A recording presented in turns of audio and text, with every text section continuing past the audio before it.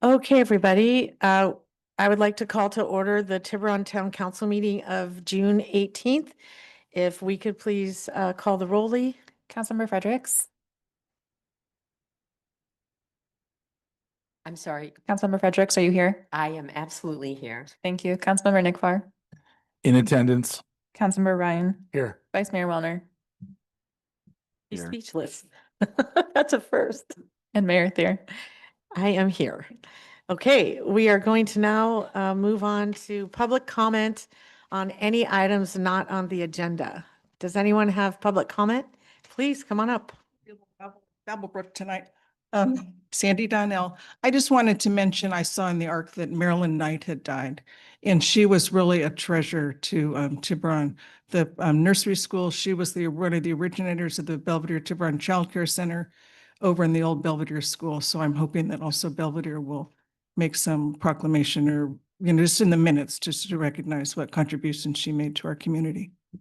Okay, thank you. Thank you. Do we have any more public comment? Anyone online? Yes, I'm recognizing Linda. Hi, my name is Harrison, and I am supporting the basketball court at Blackie's pasture. I think we should have a basketball court at Blackie's because, one, I know a lot of people who love basketball. Two, all the courts around here are all worn out. And three, basketball is a fun and healthy game. I hope this little drop-in helped us move closer to the basketball court at Blackie's. Hi, my name is Hannah, and I'm supporting the basketball court.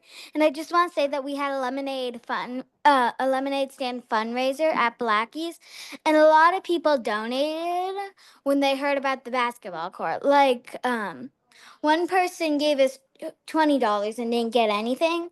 Another person spent $4 and gave us $10. And one kid didn't have anything, so he went home and came back just to support the basketball court. And in only 3 hours and 30 minutes, we got $172. And people were also excited about the basketball court and shaded seating, which is why those are two things we must have there.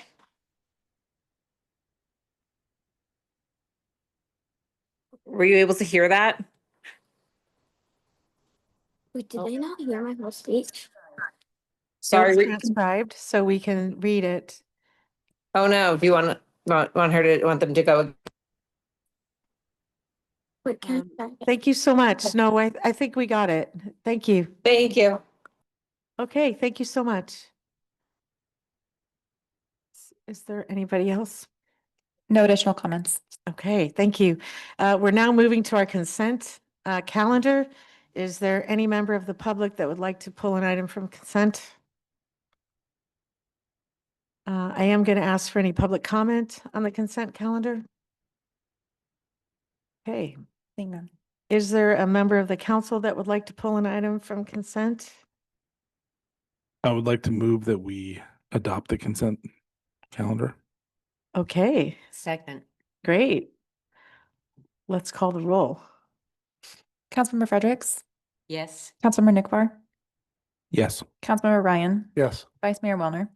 I'm going to split my vote. I'm voting yes on everything except for item 4. And on item 4, I'm abstaining because I was not present. And Mayor Thier. Yes.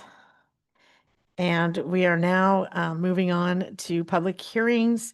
Cypress Hollow Landscape and Lighting District. Do we have a staff report? Madam Mayor, may I just say one word before we start? As I indicated earlier, What the word is? um, You can. Dina, at the end of the consent calendar, Dina Tassini, our Community Development Director, will be leaving for the last time, actually. There's nothing else on the agenda for her this evening. As many of you read in the ARC, Dina is leaving the town and going to a new position in Albany, much closer to home. I just want to take this opportunity to thank Dina for her 5 years of service and wish her all the best and look forward to visiting her in Albany. So.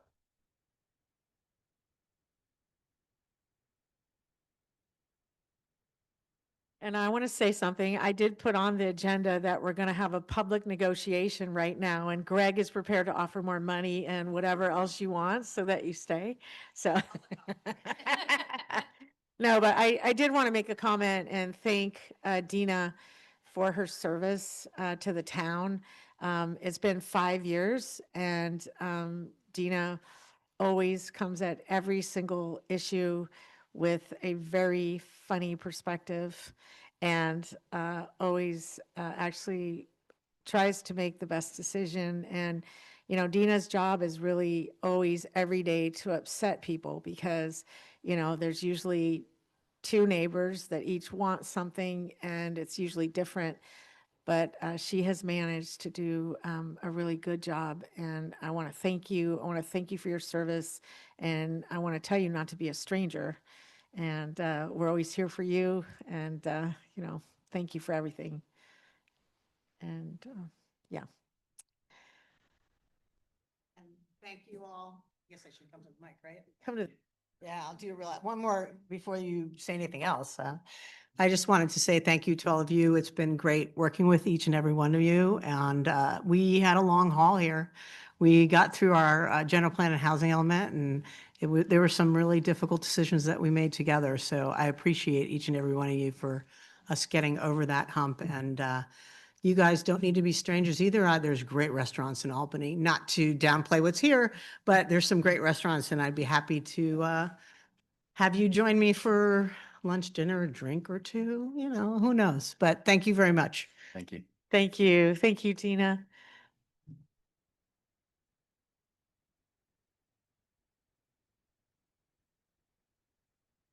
Okay, now I will go to the Cypress Hollow. Just need just a second to queue up the presentation. Perfect. We're waiting 1 minute to get the presentation loaded, and we'll be right back.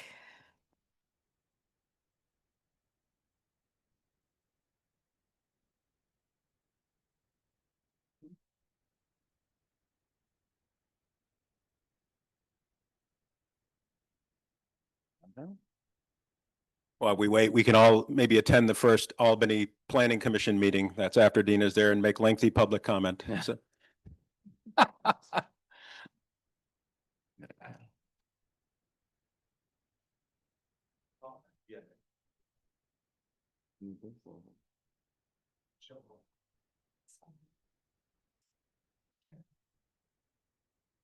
We have to wait just another moment. We have a technological issue we're resolving.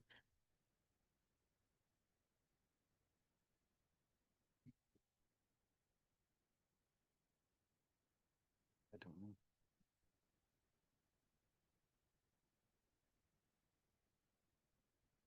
Oh, it's.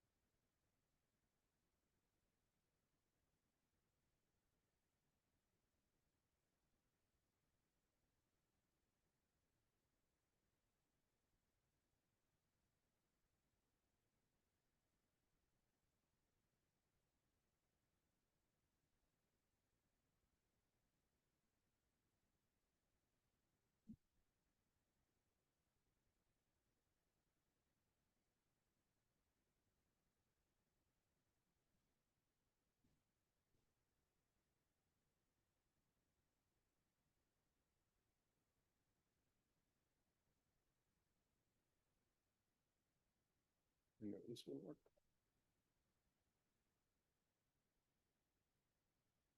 That's great.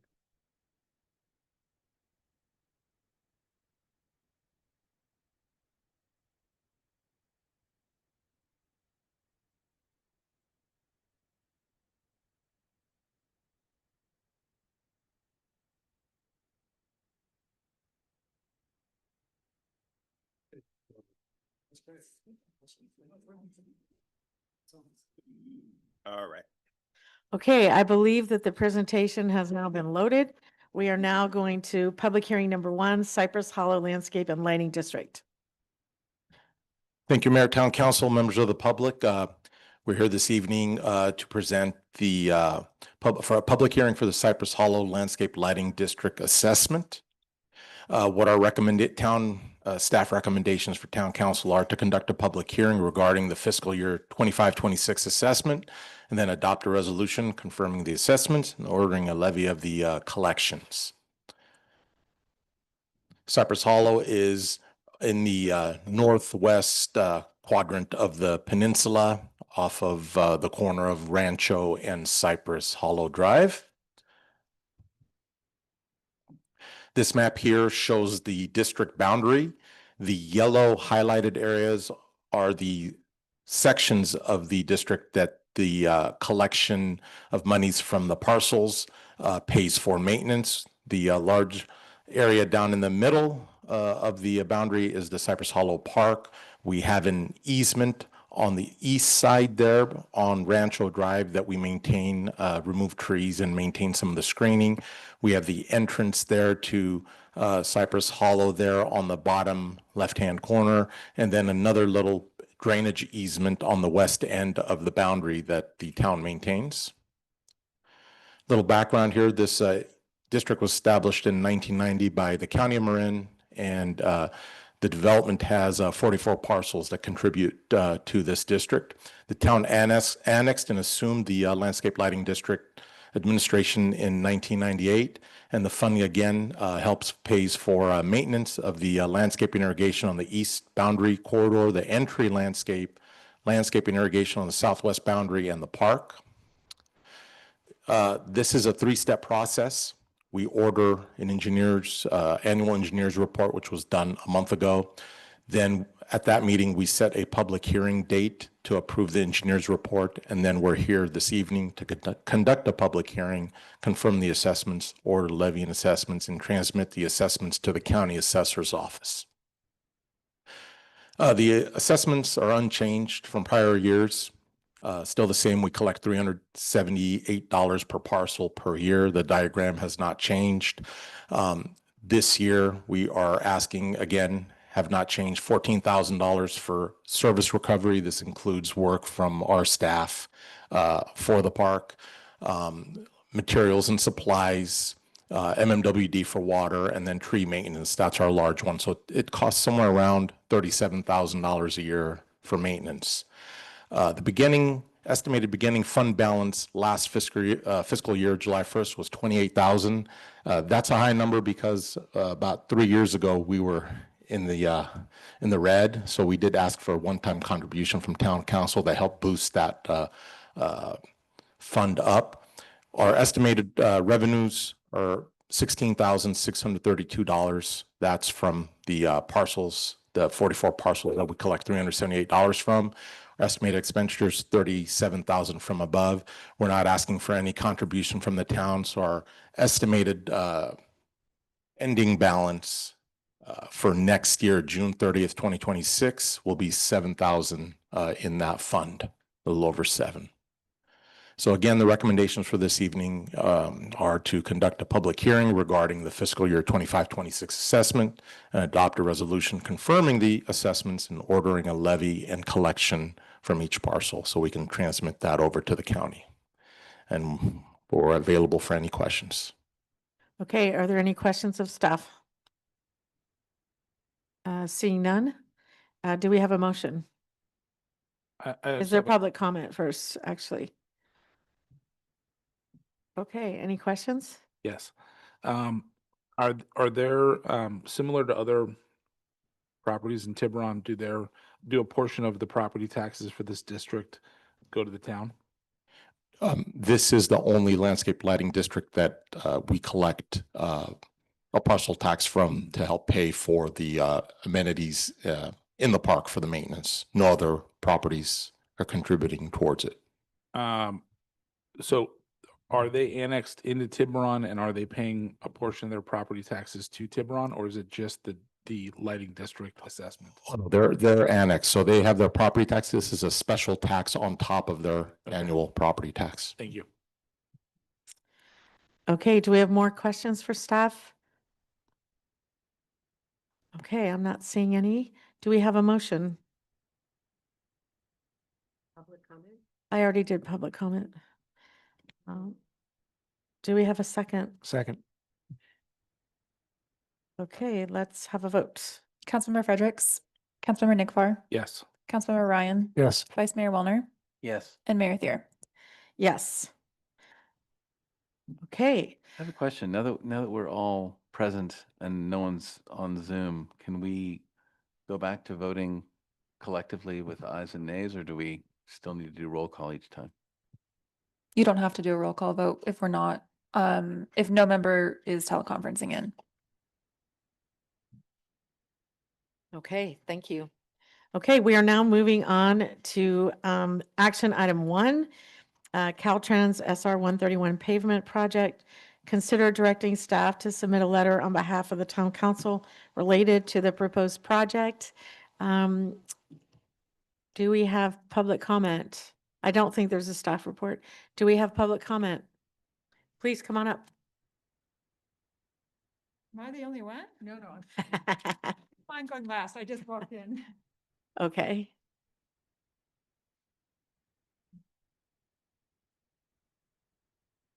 Hi, my name is Liz Webb, and I'm a board trustee with the Reed Union School District. I just wanted to say I appreciate that the town council is considering a letter.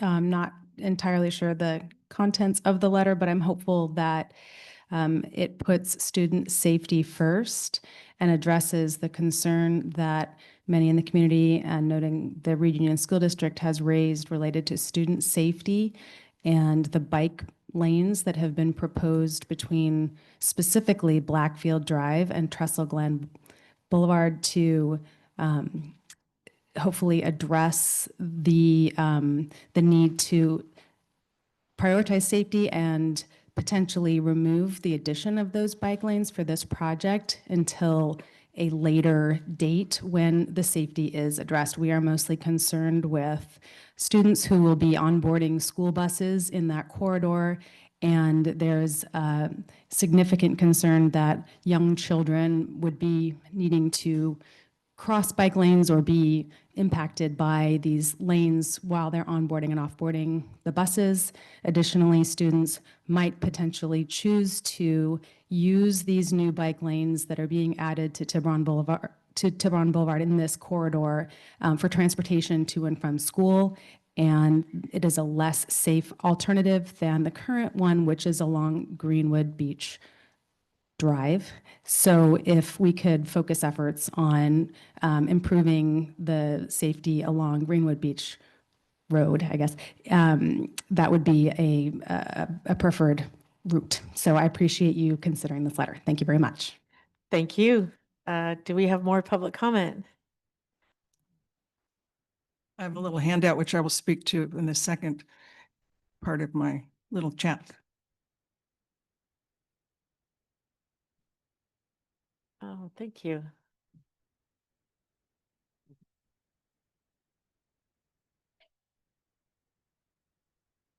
So once more, I'm Sandy Donnell, 137 Golden Gate Avenue in Belvedere. And I sent a letter and you got it, I believe, in your packet. And I just wanted to reiterate that over 400 residents who use Tiburon Boulevard daily signed a letter objecting to the, or questioning the bike path on Tiburon Boulevard. And I think it's clear, I think you all know, the Belvedere City Council knows, I'm sure you know, that traffic and safety are the primary concerns of the residents of this community.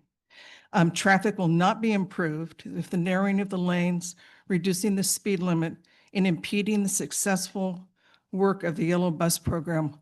All of those things were in their proposal last week. That will not help traffic in Tiburon. And so the safety, that's one thing I wanted to point out. So here, this is the crest of Tiburon Boulevard as you're coming, as you're coming from Blackfield. And imagine if you're on a bike and you're going, and you get to the top and oh my goodness, suddenly you're going downhill and What if it's it's like, electric? Pardon? What if it's Well, electric? it's electric, you know, whee, those gets, so you get to the top and it's like, wow, you're going downhill full speed ahead, but you don't notice, if you see in this picture, that there's a new driveway that has been placed right onto Tiburon Boulevard. And I believe that's for emergency vehicles. I think when the Trestle Glen Fire Station is going to be improved, that's going to be the exit for fire trucks. So then page 2, I've tried to illustrate that right across the driveway would be that bike path. And you can't see it when you're coming up. And if you're all excited because you finally get to go downhill. My beautiful green markings there. And then that's the other side of the path. So if there were a fire truck and a bike at the same time, they might want to have an ambulance there also. Thank you. Thank you so much. Thank you so much.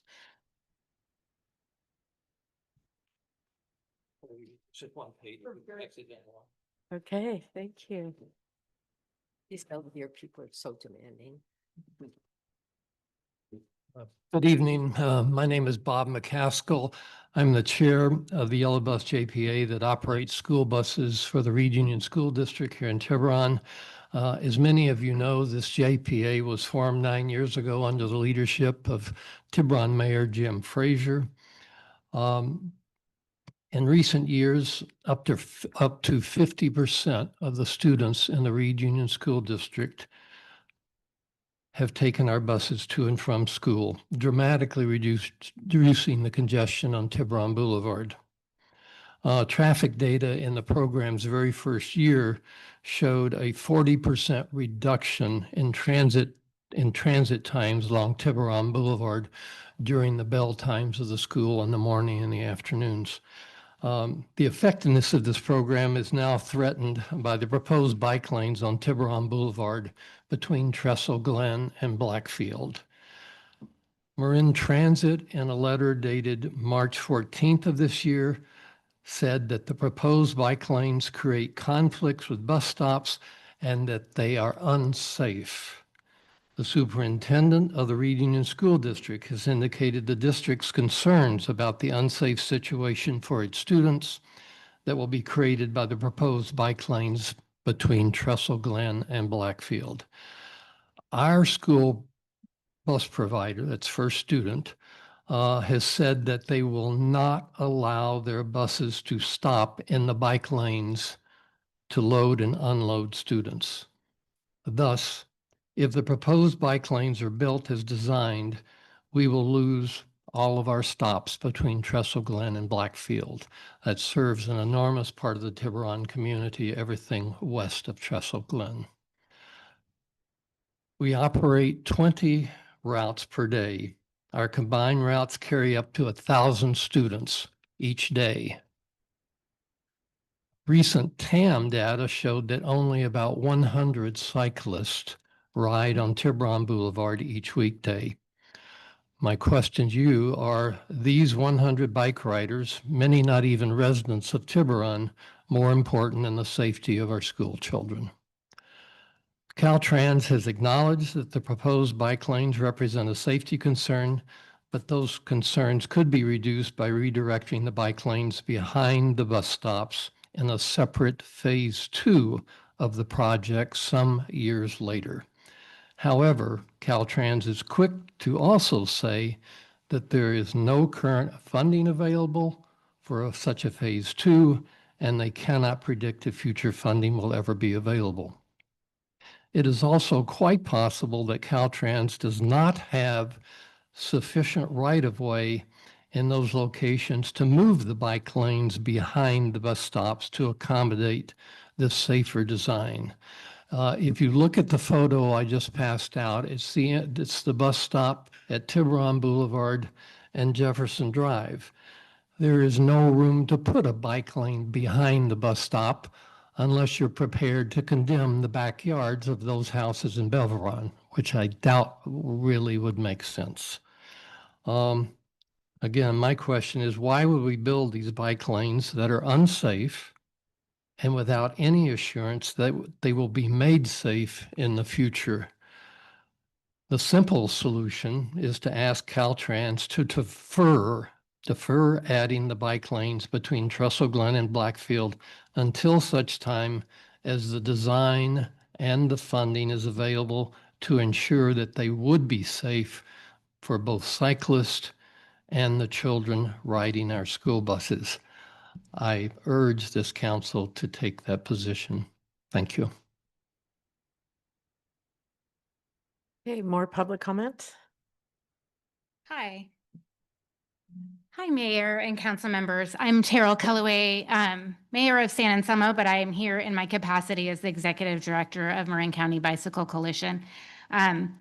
We are the bicycle lobby that has undue influence over Caltrans. And if that's true, I would love for that to be true because we are constantly trying to get them to do things that they're not doing.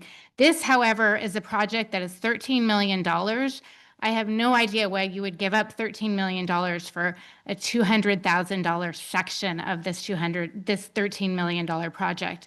They're not going to just put it in our piggy bank and let us spend it on some other thing. This is money that is coming into our community. If you don't want to ride it, don't ride it.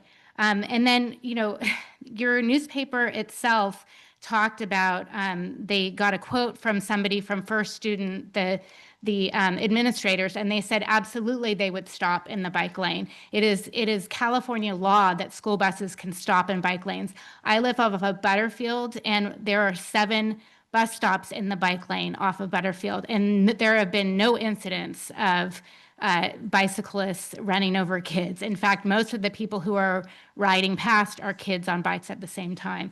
I'm not saying that that will happen here, but they're certainly allowed. It is the California law. And, you know, hundreds of people ride this every day.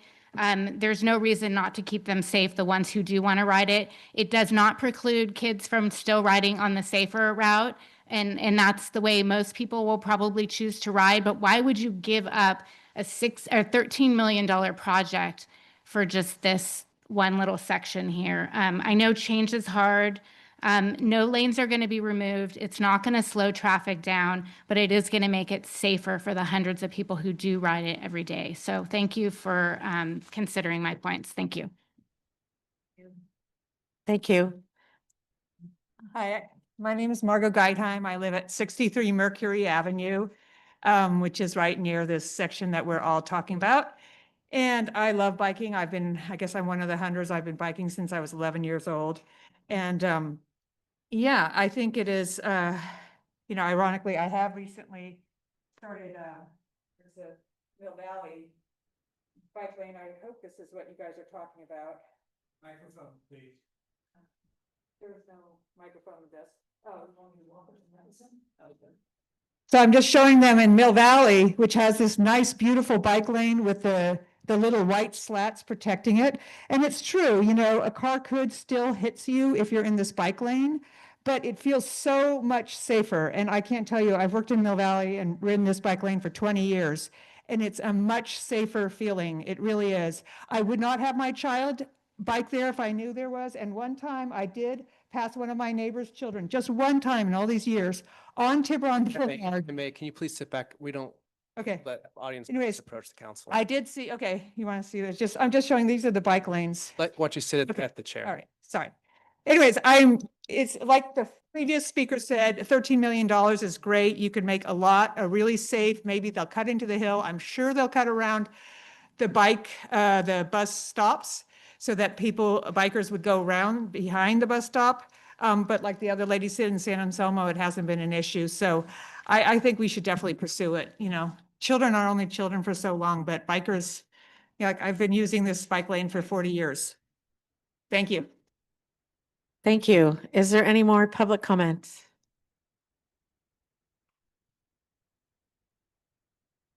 Hi, Shelby Passerell-Sy. I am a trustee for the Reed Union School District and also a resident of Tiburon. I'm here to advocate for any correspondence that goes to Caltrans to suggest that they prioritize bus stops first. I agree with the previous speaker that these bike lanes seem safer for bikes, but the problem is that we're going to lose 4 or 5 active bus stops for our yellow bus program that imperil the financial stability of the entire program. I would also ask that we follow up with Caltrans to make sure that they actually know where our bus stops are, because on the maps that they presented at the community forum, they did not accurately reflect the actual bus stops being used by the school bus program. And to speak to the idea that our buses can stop at the stops with a mixing zone as Caltrans proposed, the stop that Caltrans showed at the public forum is not actually a stop that the school bus program uses, and it's one that has a substantially wider shoulder than, for example, the one at Jefferson Drive. I agree that if the bike lanes can go behind the bus stops, that would be safe. But right now, that's not what Caltrans is proposing. What they're proposing is a solution that for a number of years will eliminate the bus stops. And as we heard from prior speakers, there are hundreds of kids every day who ride those buses. And it's crucial to our community as well as to our school districts. So I would ask that we prioritize bus stops over bike lanes. Thank you.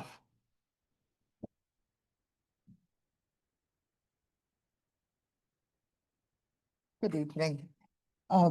My name is Pam Snellgrove, and I've been before you previously. I live on Greenwood Beach Road and have for about 38 years. I have something I was going to read to fit into the time, but before I do that, I want to say that I personally, at this point in this process, am feeling very frustrated. Clearly, aside from my interests living on Greenwood Beach Road, I've raised a family here. I've had children who've gone all through our school system. To be this many months into this process and still not have a definitive finding on what this school bus situation is to me, I mean, I'll be frank, it's pretty ridiculous. I don't know who needs to do that, whether it's you on the council or the engineer or whatever. But we spend so much time talking about conjecture, and it could be this, it could be that, nobody knows. And this is an important decision. And I believe very firmly that it warrants all of our attention to figure out these missing pieces. So that's one thing I wanted to say. Now I'm going to run out of time. As we all know, time goes by and changes are made, and it occurs on town councils, it occurs with town staff. And since we've been dealing with this situation going back to 2010, we've had several total, turnovers in the council. And often along with that goes the importance of an institutional memory. And one thing hasn't been raised that I really wanted to was that we've been dealing with this in phases, this subject, since since the street was involuntarily incorporated into the bike trail in 2010, with no town notice, with no studies having to do with what the impact of this is going to mean on a neighborhood. 2 years later, in 2012, the town was able to receive funding for a study from ABAC. And that the town hired a consultant called Alta Planning and Design, and they spent 6 months on the street metering traffic and came up with a proposal that was approved by the town council that essentially came to the conclusion that due to the configuration of the terrain on the street, plus other factors and whatever, the street could not safely have a normal marked bike lane. That hillsides would have to be what do you call it, dug up And that would cost over $2 million. So that was clearly not going to happen. We're The we're next, at the end of your time, and I'll give you Okay. just a second to Just finish up. a 'cause minute. You already Okay. went over a little So, bit. thank you. Okay, My point is that then after that, Post did their master transportation plan, and they approved the idea of putting bike lanes on Tiburon Boulevard.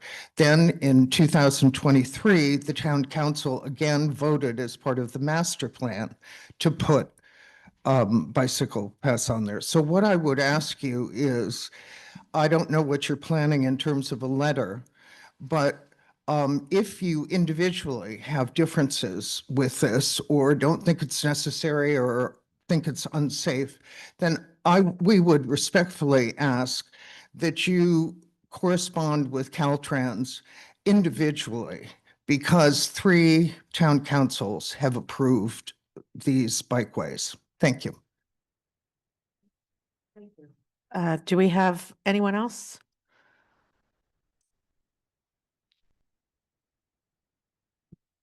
Good evening, Mayor Thayer and Tiburon Town Council members. My name's Jane Cooper. I live in Belvedere, and as noted by your mayor, I am also a mayor. I want to thank you tonight for letting the community come and talk to you tonight about your letter. So as we've all heard, there's a lot of concerns about safety, and I certainly agree with all of them. But I question if there's generally a need for the bike lanes as proposed. In a opinion piece in the IJ on June 1st, one of the heads of the bike lobby wrote in an opinion piece that the demand would come from high-speed weekend cyclists. No mention of during the week. So 7-day-a-week people living here would be putting up with major changes for weekend cyclists. Where in Marin is there an example of what is proposed here on a 4-lane, 45-mile-an-hour road? I couldn't find one. On Sir Francis Drake Boulevard that actually connects many communities to a train, a major ferry system, and buses, there isn't one. On Tamalpais Drive in Corte Madera that would connect people to shopping centers and public transportation, not there. Obviously, in Tiburon and Belvedere, we don't offer any of those services. I know you care about traffic impacts given your commitment to the traffic study. The bike lobby claims there's no evidence that bikers using the pedestrian crossing light at Trestle Glen to access the proposed western lane going out of Tiburon would cause traffic to slow down. Let's ask it another way. Where is the evidence that it won't? The evidence is with those of us who drive it every day. Are we to be the next failed Richmond Bridge experiment? The Tiburon Town Council owes it to the entire Tiburon Peninsula community to help ensure that any bike lanes are according to Caltrans's own design criteria, safe, and that residents and local agencies like the school district, like the Yellow Bus Group, are involved in the design. My suggestion is to repave the entire road using the funding, which no one is asking to give up the $13 million. Add the bike lanes from Mill Valley to Greenwood Beach Road. Keep the shoulders clean and clear of greenery along them so that people really can use them. Wait for this important traffic study, and certainly address Greenwood Beach with the solutions that I found from 9 years ago in your May 2016 Bicycle Pedestrian Master Plan initial study. It recommended to add bike route signs to advise bicyclists of a neighborhood slow zone. The town may also explore the use of different pavement textures to help slow bicycle traffic on that road. I suggest adding a sign saying curb ahead, slow down, so that the accidents we've heard about wouldn't happen. And for the few homes that have blind driveways, I suggest adding mirrors that show what is coming on the road. If, however, we have no power over this project, then at the very least, in your letter, please ask Caltrans to do it safely from the start, not eventually. Putting all the safety design items into phase 2 is unimaginable. Let's find a way to reach a compromise and do what's right and what makes sense. Thank you. Thank you so much. Do we have someone else who would like to speak?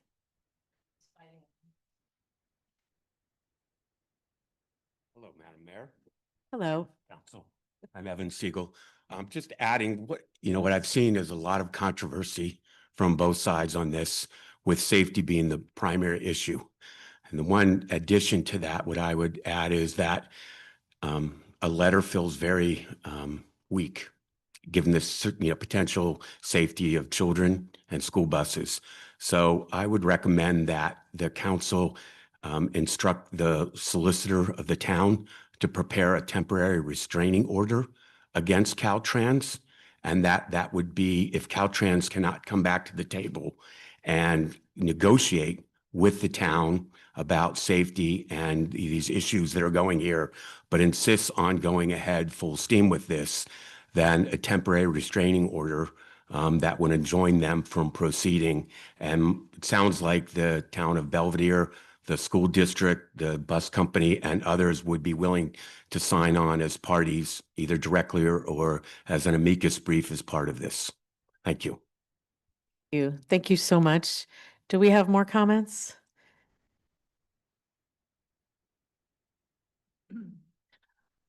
Hello, I'm Winnie Anderlew. I'm a resident of Tiburon. So I would like to point out that this is the third time that this agenda item has appeared on the agenda. The last 2 times it was continued without any clear explanation given, at least not that I could hear when I watched the recordings of the town council meetings. All I can assume is that someone from the town council does not want to discuss this issue in an open forum. Please prove my assumption wrong by discussing this matter openly and taking a stance as our town representatives. I would like to hear what each one of you has to say. I personally would love it if you would advocate for no bike lanes between Trestle Glen and Blackfield, for all of the reasons that everybody has spoken about. I'm actually a resident of the Reedlands, and I also have concerns about safety of even drivers with the addition of bikes, making it already difficult intersections at Reed Ranch, at Upper Cecilia, and at Jefferson for making left-hand turns onto or off of Tiburon Boulevard onto those roads. Caltrans has not clearly communicated their next steps to the public. They have not published any plans on their website since a 1.5 years ago. And an article from the ARC on June 11th seemed to indicate that Caltrans is not changing anything. Is that true? Was the meeting 2 weeks ago simply performative? Was it a little show that they would pretend to listen to what the people of the town had to say? The concerns that they stated that they heard prior to the meeting, that they addressed in the meeting, had no mention of the bike lanes between Trestle Glen and Blackfield. The issues in the handout that they provided, which I can give you guys if you don't have it, this one actually, seemed to answer the call outs from the bicycle advocacy groups, not from residents of the town or the town councils. If they have a seat at the table, the bicycle advocacy groups, then why don't we? You guys are our advocacy group. While the Tiburon Talk email sent out on June 16th said it looked forward to seeing Caltrans incorporate comments in the plan, how will the town hear about decisions being made by Caltrans? What is your role? How will the town council weigh in? Will the town council represent the views of the majority of its residents? Will they stand with Belvedere's town council? Is there a task force? Have any of you met with Caltrans since 2 weeks ago? What was clear from the meeting 2 weeks ago is that the town needs to do something about Greenwood Beach to slow cyclists down. They need to implement some of the ideas that the mayor of Belvedere just pointed out, or put in speed bumps, something along those lines. it appears that the town has let the residents of that road down. However, putting in speed mitigating factors on that road will be much less disruptive to the entire town and will answer the problem of speeding cyclists on their road. Lastly, I would just like to point out that Caltrans does not nail their projects. A lot of people who spoke last week, people who are on both sides of the issue, called out different things that Caltrans has done that have not worked out well, like the intersection of people pulling on to Highway 101. Cyclists don't like it, drivers don't like it. I know you're going to cut me off. No, I was just going to tell you to finish up like I told everybody else. You know, it's fine. I could Yeah. do. All I would say is you guys need to be up in their business because they do big highways. They are not that great at nailing the stuff that comes to small towns. So please, as a resident of the town, be up in their business. Thank you. Thank you so much. Do we have more public comment? Anybody? We do have some people online, Madam Mayor, when you're ready. Okay, we will go to the online people now, and then if somebody's holding back and really wants to come up, I'll let you. Okay. We'll start with Matthew. Thank you. This is Matthew Hartzell, Director of Planning at WTB TAM. And if there is to be a letter from the Town Council to Caltrans, we urge you to support the Phase 1 improvements and not to oppose the bike lanes. At the last Town Council meeting on this topic, a majority of both speakers in the council chambers and written comments sent to council were in support of the bike lanes. Tonight, unfortunately, you have heard from some that the planned bike lanes threaten the yellow school bus stops. That is simply not supported by the facts or evidence. I will now quote from the June 10th ARC article that says, first student spokesman Jen Bittinger told the ARC that California law allows school buses to enter and block bike lanes to load and unload students. And when provided with Caltrans diagrams outlining potential bus bike infrastructure at Tiburon Boulevard near Cecilia Way to serve Marin Transit, she said, it appears the bus could enter the painted bike lane to load or unload students. I will also note that in the San Rafael School District, First Student is also the provider of yellow bus services, and they do pull over into bike lanes on Point San Pedro Road where there's bus stops that share the same space as bike lanes, and it is not an issue. I've spoken to the person responsible for the yellow school bus program at the San Rafael School District about this. Marin Transit has also said on the record that their buses would continue to serve all of the existing bus stops, even if the planned Caltrans bike lanes were built. So they have not said on the record that they would stop service. I will now address some of the other points made tonight. Narrowing the travel lanes would not make traffic worse. Lowering the speed limits would also not make traffic worse. Speed and congestion are separate issues. Study your basic physics and you'll understand that. What these steps, however, would do is improve safety for all users. It's very interesting that the same people who say they are against these steps also say they are for safety. If you are for safety, then you should support those steps. Furthermore, if you want to improve traffic, building the bike lanes is the best way to improve traffic because it's the only thing that will reduce the share of trips made by cars. And we all know cars are what cause traffic, not bike lanes. The bike lanes on Tiburon Boulevard have been planned for a half century since the 1975 Marin County Bicycle Plan. More recently, the Tiburon Town Council in 2016 approved the Tiburon Bicycle and Pedestrian Master Plan, which also called for the bike lanes on Tiburon Boulevard. And there was a lengthy public process in which the citizens of Tiburon had a chance to participate, and the outcome was that they supported these bike lanes on Tiburon Boulevard. So this is a long-standing planned project. Please do not hold it up now. Thank you. Hey, thank you. Do we have anyone else online who would like to speak? Next is Liz. Is who? Liz. Okay. Hi, my name is Liz Bernstein. I am a resident of the Mill Valley unincorporated area right off of Redwood Highway. I bike to exercise multiple times a week to Tiburon, and I am all about making anything I can safer while I'm on my bike. I was just there yesterday.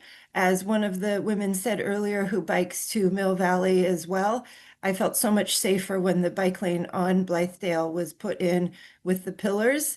It doesn't stop accidents from happening, as I was just there today and saw one of the pillars down, but it definitely helps the visibility for everybody. Also, someone spoke about Butterfield Avenue and that it is legal for buses to go in the bike lane, and there have been no issues there. So to keep it short, I am for this, and it's all about the safety of everybody out there on the road, being it in a car or on a bike. Thank you. Thank you. Do we have anyone else? Next is Tom.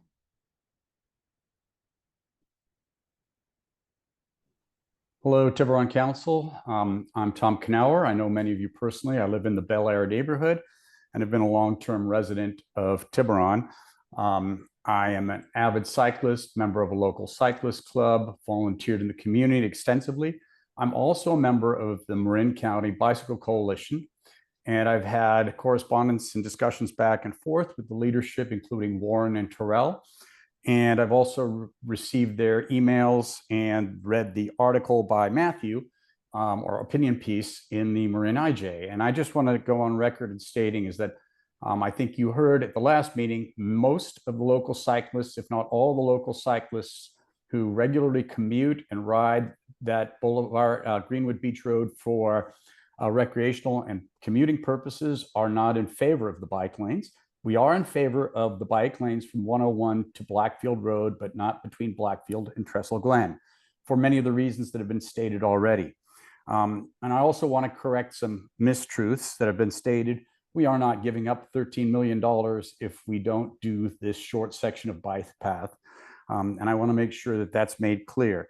Another point to make is that, again, the local users of the bike path and of Greenwood Beach Road are strongly against this project for a variety of reasons. And I think we need to remember that, that those are the daily users. We're the parents of the kids who ride it. We're the cyclists who commute. We ride recreationally. And so it's important to remember that part of this. And again, there are better alternatives. Some have been mentioned already. I think we need to continue to think about how we can make this a better project to serve the needs of the Greenwood Beach Road residents, the needs of the local cyclists, and the needs of the visitors who come into our town. But let's not get caught up by the opinion pieces written in the local papers by people who don't live and ride in this town.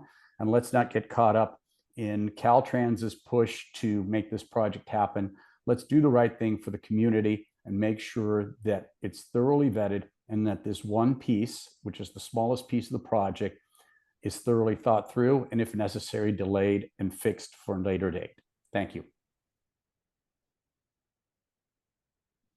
Anyone else online that would like to speak? Next is Scott. Okay. Thank you for letting me have a minute here. I want to point out that for every cyclist on the road, there's one fewer car on the road.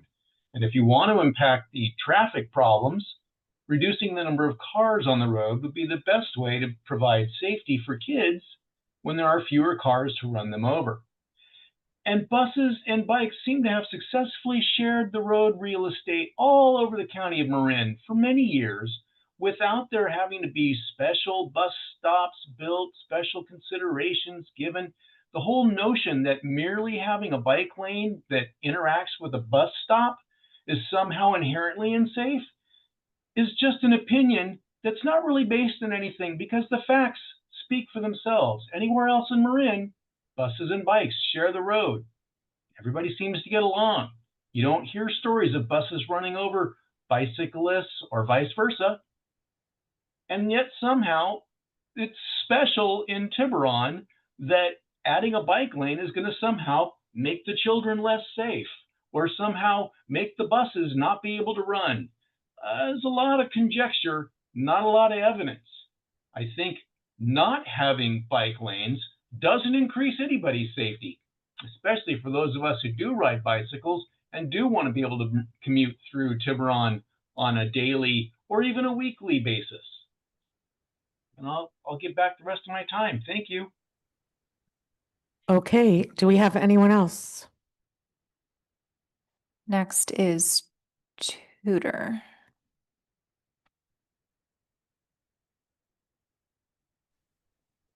Thank you, everybody, for being here. Thanks to everybody for speaking. Hello to Pam Snellgrove and Jane Cooper, who I've known since I was 5. Live at 422 Greenwood Beach Road. A lot of my neighbors couldn't be here tonight, so I've been following along, taking notes on all speakers. I just want to raise a couple of issues. I'm a defense attorney. I represent public agencies. I've argued successfully on Government Code Section 835. So I just want to put onto the record here, Section 835, please read it. Section 835.2, please read it. And then the Brown Act is also something that I think the residents of Tiburon should read, especially with respect to the intent of the council to, as quoted, submit a letter on behalf of the town council related to the proposed project. This is not specific language, does not put the residents of Tiburon on adequate notice to make comment. And the difference between the attendance at this meeting and the attendance at the last workshop is proof that the notice was not sufficient. Now, separate from those things, I've kind of thought this through. The only place where bicyclists don't have a bike path that's designated between Blackfield and the ferry terminal in downtown Tiburon, where they have to ride on roads, is on Greenwood Beach Road. The town council is on notice that the Greenwood Beach Road thoroughfare is manifestly unsafe, especially to those residents who live from the residents of Pam Snellgrove down to the end of the road. The bicyclists that ride down that road at speeds up to 40 miles an hour pose a clear and present danger to all of the residents on the hill. When these bicyclists go down there, and if there is an accident, there needs to be some awareness from the town council that the town council may have issues with this notice. I think Pam Snellgrove mentioned a study that was done.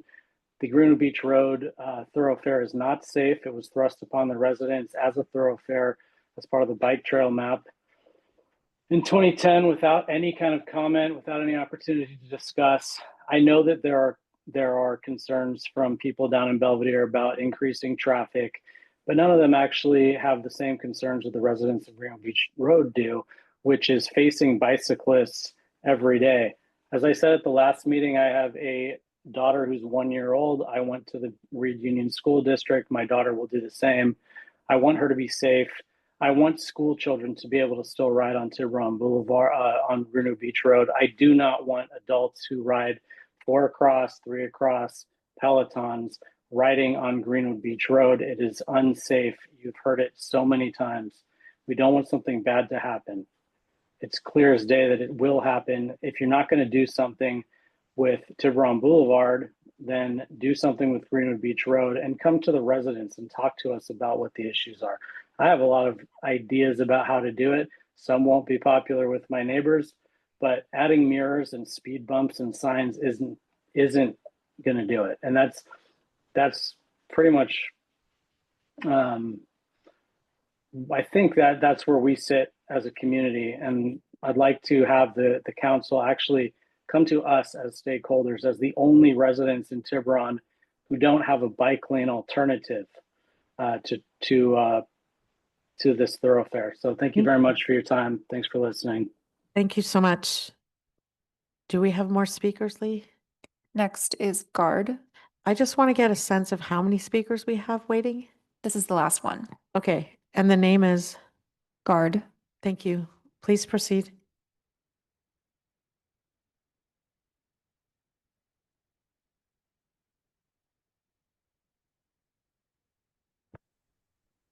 Hi, this is Dave and Andy. We are also residents at Greenwood Beach Road at number 400, and we experience these routine experiences of high-speed bikes going by. And we see they're competing with school children that are using the bike, and they're competing with elderly people that are trying to do recreational walking and people walking their dogs. And it's a really dangerous situation, not to mention the interaction with cars. We're essentially have become a class 3 bike lane along the street.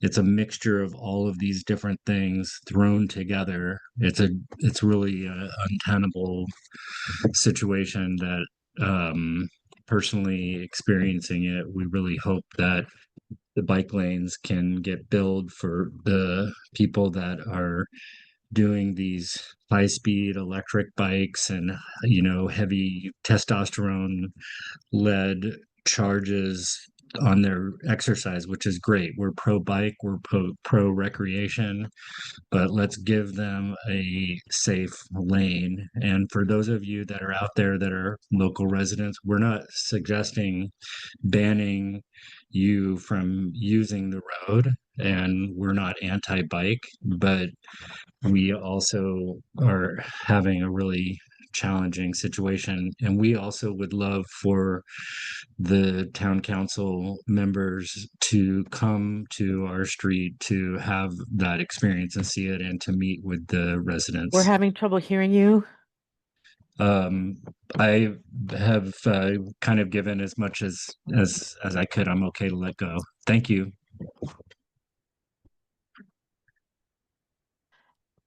Thank you so much. Thank you. We do have one more, Mark. Oh, okay. I just have a question about the last caller. Was the last caller was still connected and we just could not hear? Did they put themselves on mute? Do we need to go back and let them finish?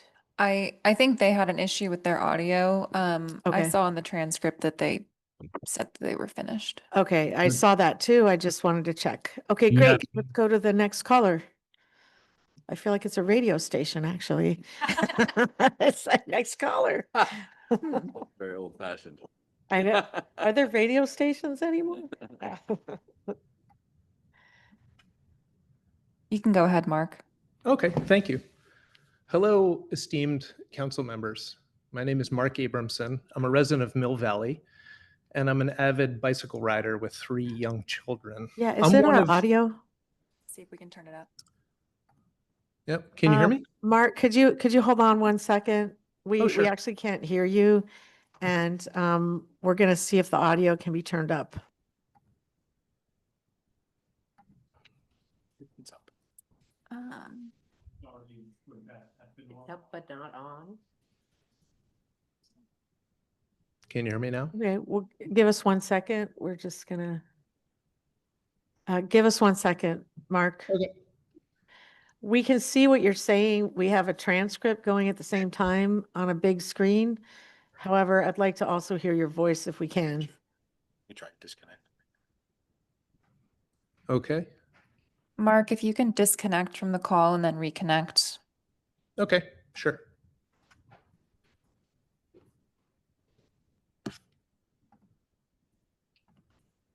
Let me try that. Thanks.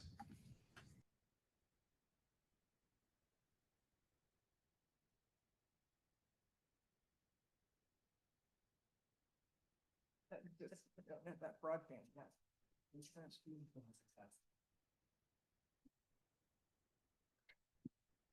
Well, sometimes things just don't work quite like they're supposed to, so we'll give it a minute and see. This is why we need broadband, so.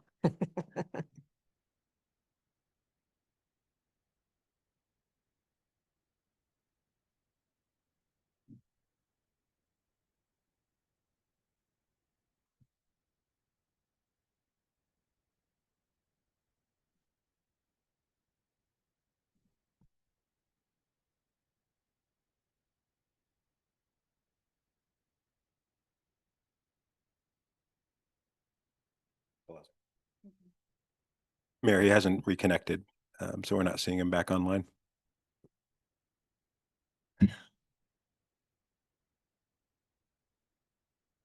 Let's give him 1 minute and I'm going to ask, is there any more public comment in the room? Okay, great. Come on up.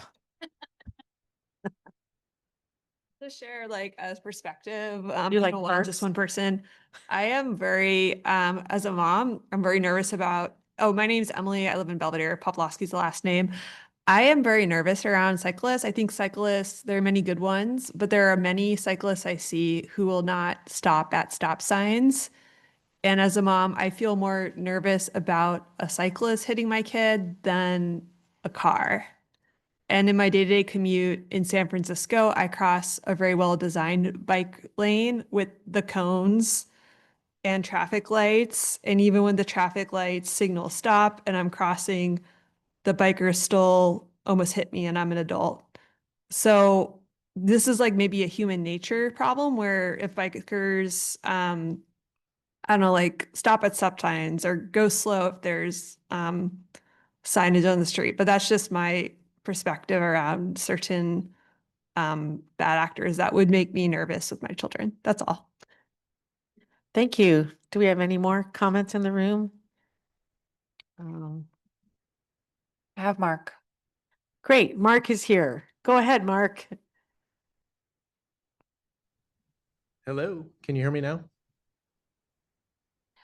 Okay, Mark. Mark, we can't actually hear you, but what we're going to do is let you speak and we can see everything that you're saying. It's on a big transcript on the big screen. So please go ahead. Hello, esteemed council members. Thanks for reading my transcript.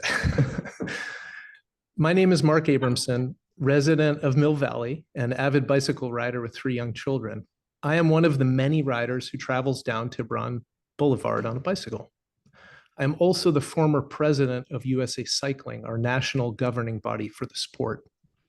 I've ridden and raced my bicycle all around the world, and I've chosen this area for my home because it has some of the best and safest riding in the world. Tiburon Boulevard, unfortunately, is one of the most terrifying sections of roadway and one that I would never consider bringing my girls or allow them to ride to school upon. It is frequented by hundreds of cyclists per day and at least 100 per hour on the weekends.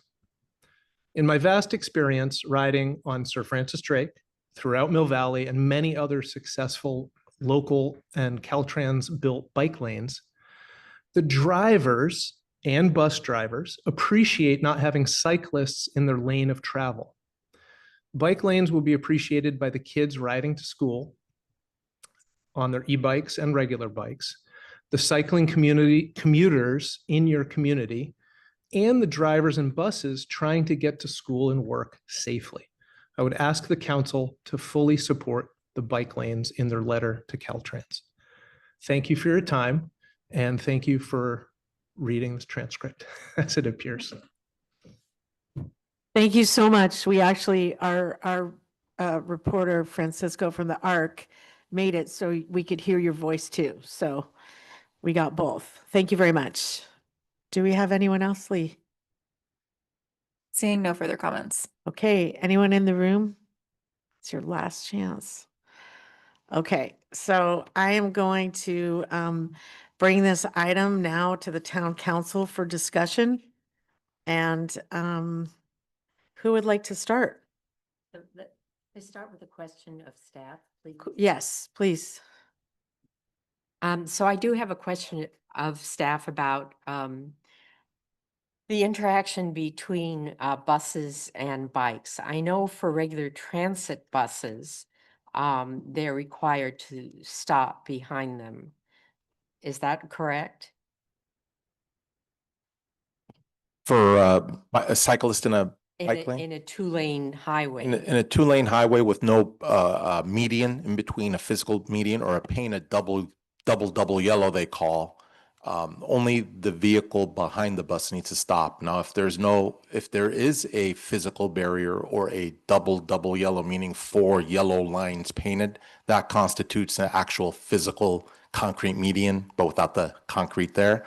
Then with those, only the vehicle behind the bus stops. The one traveling towards the bus can continue. All right, so when there are two lanes in the same direction, the vehicles behind the bus have to stop or go into the other lane.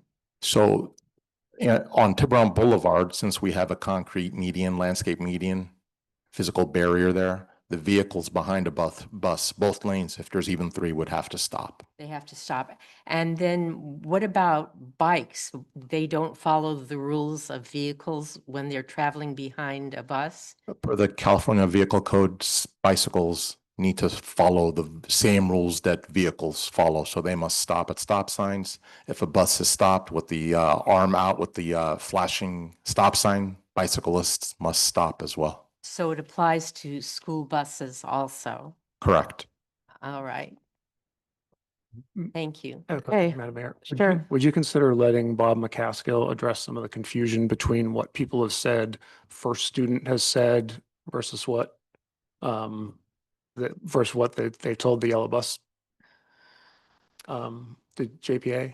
Yeah, no, I think that's good, but I really was going to lead up to asking that one of the letters we write be to first student, asking them what their concern is, but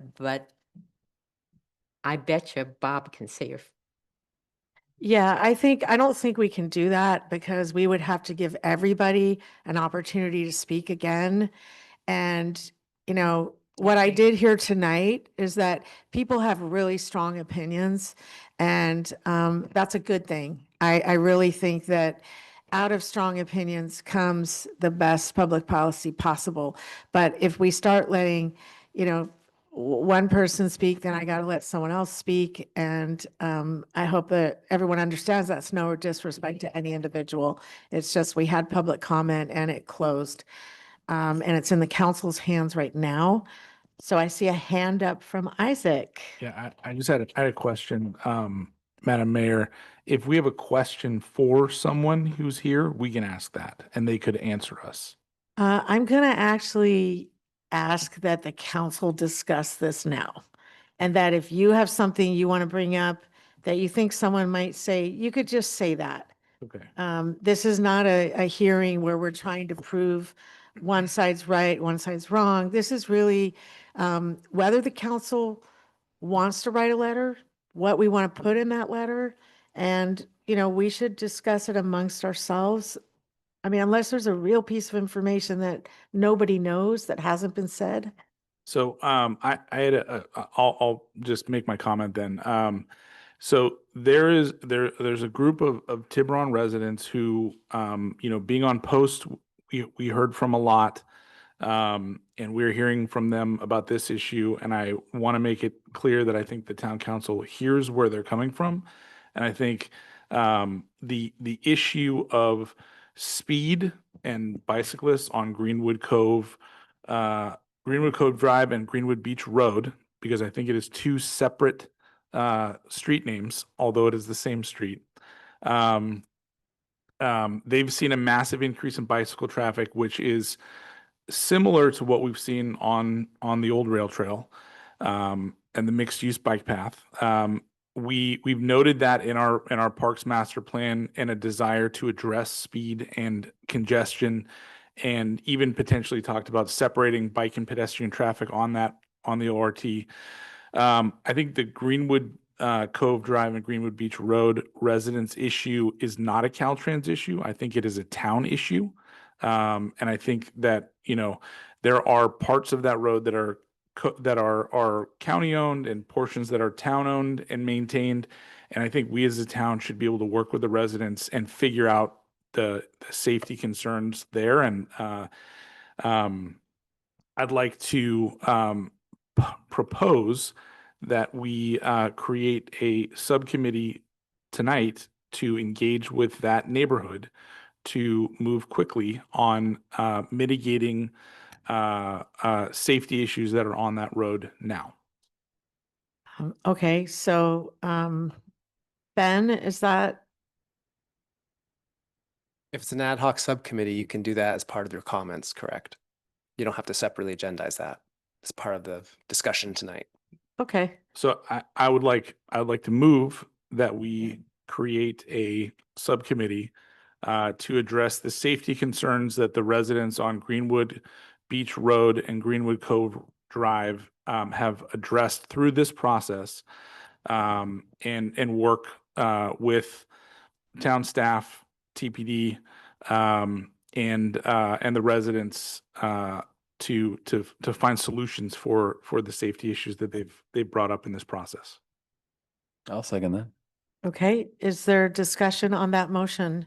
Just to add that whatever we're going to do with respect to letters to Caltrans, that we should go ahead with that as the ad hoc committee addresses the safety issues on Greenwood Beach Road. And I was in the process of suggesting that we get good information about what the yellow bus service for student concerns are about safety. So I was in the middle of that, and I would like to keep that as the next consideration.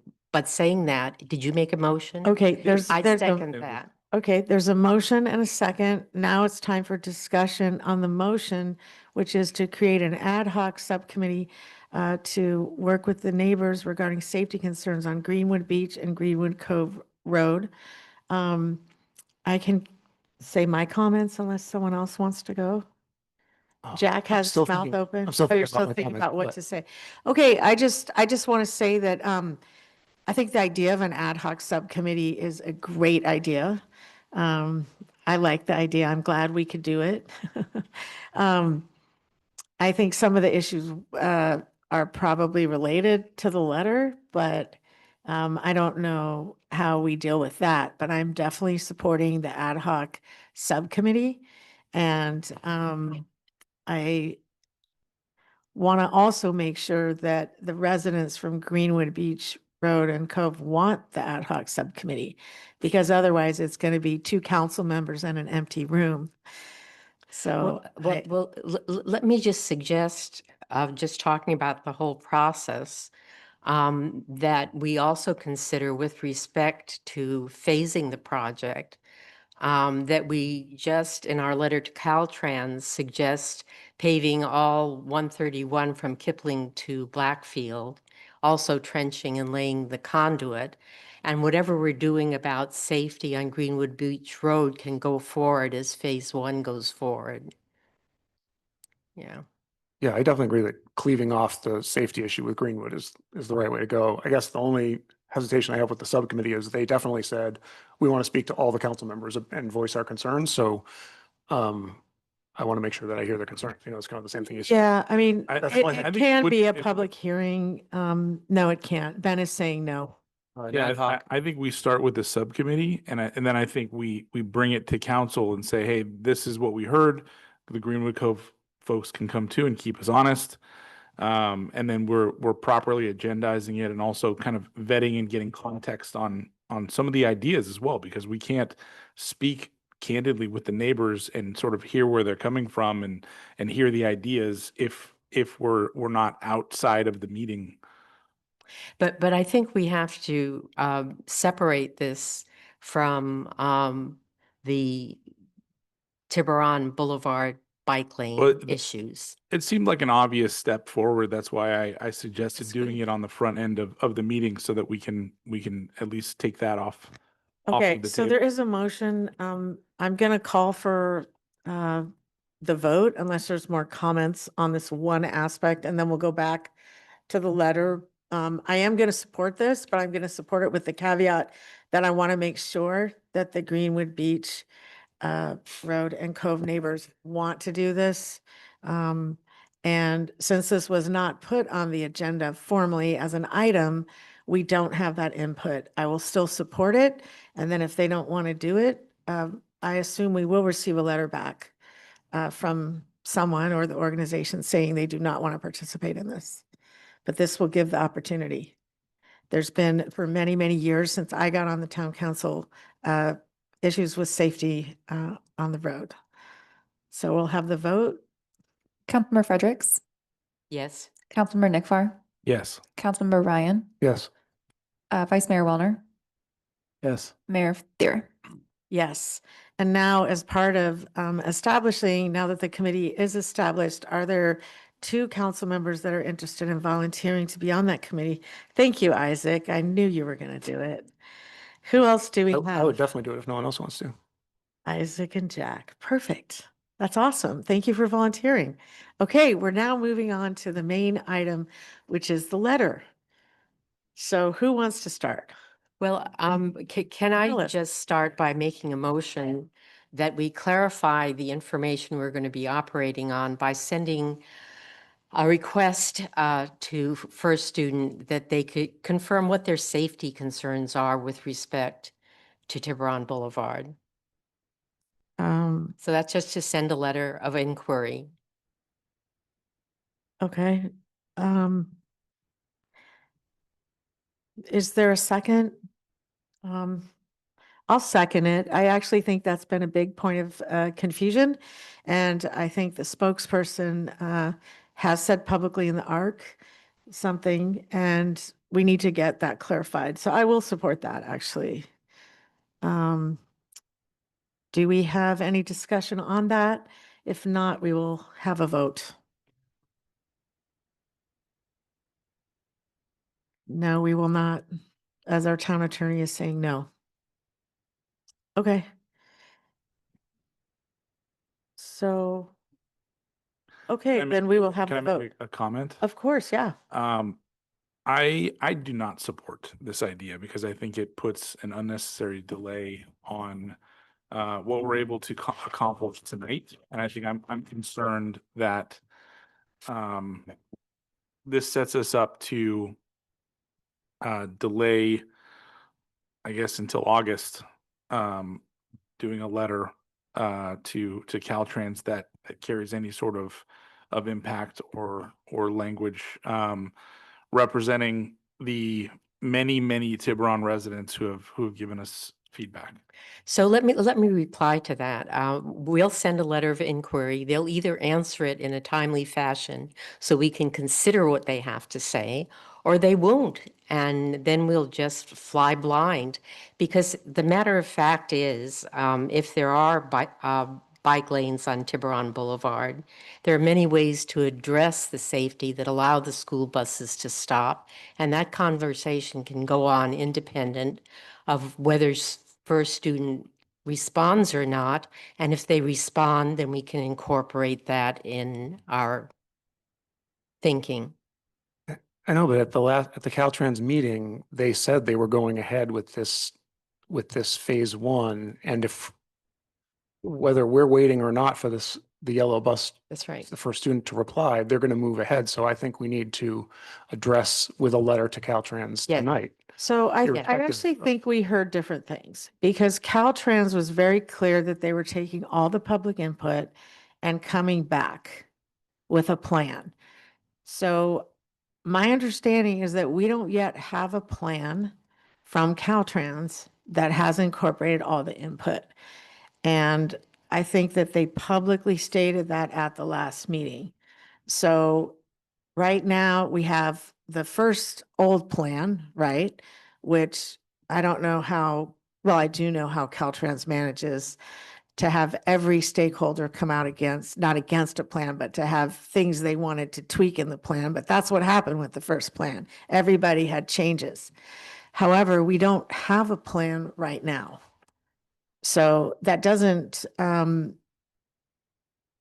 we will get a plan at some point, but I don't think, I have not seen a plan. So I think, I think we could still do kind of a general letter talking about things that are important to us and to the community. I think we have a few choices here. And I don't see getting information for a first student as holding up a letter. But I do think we have to realize there is no plan right now to write about. I wasn't going to make comments yet, but here I am talking. Okay.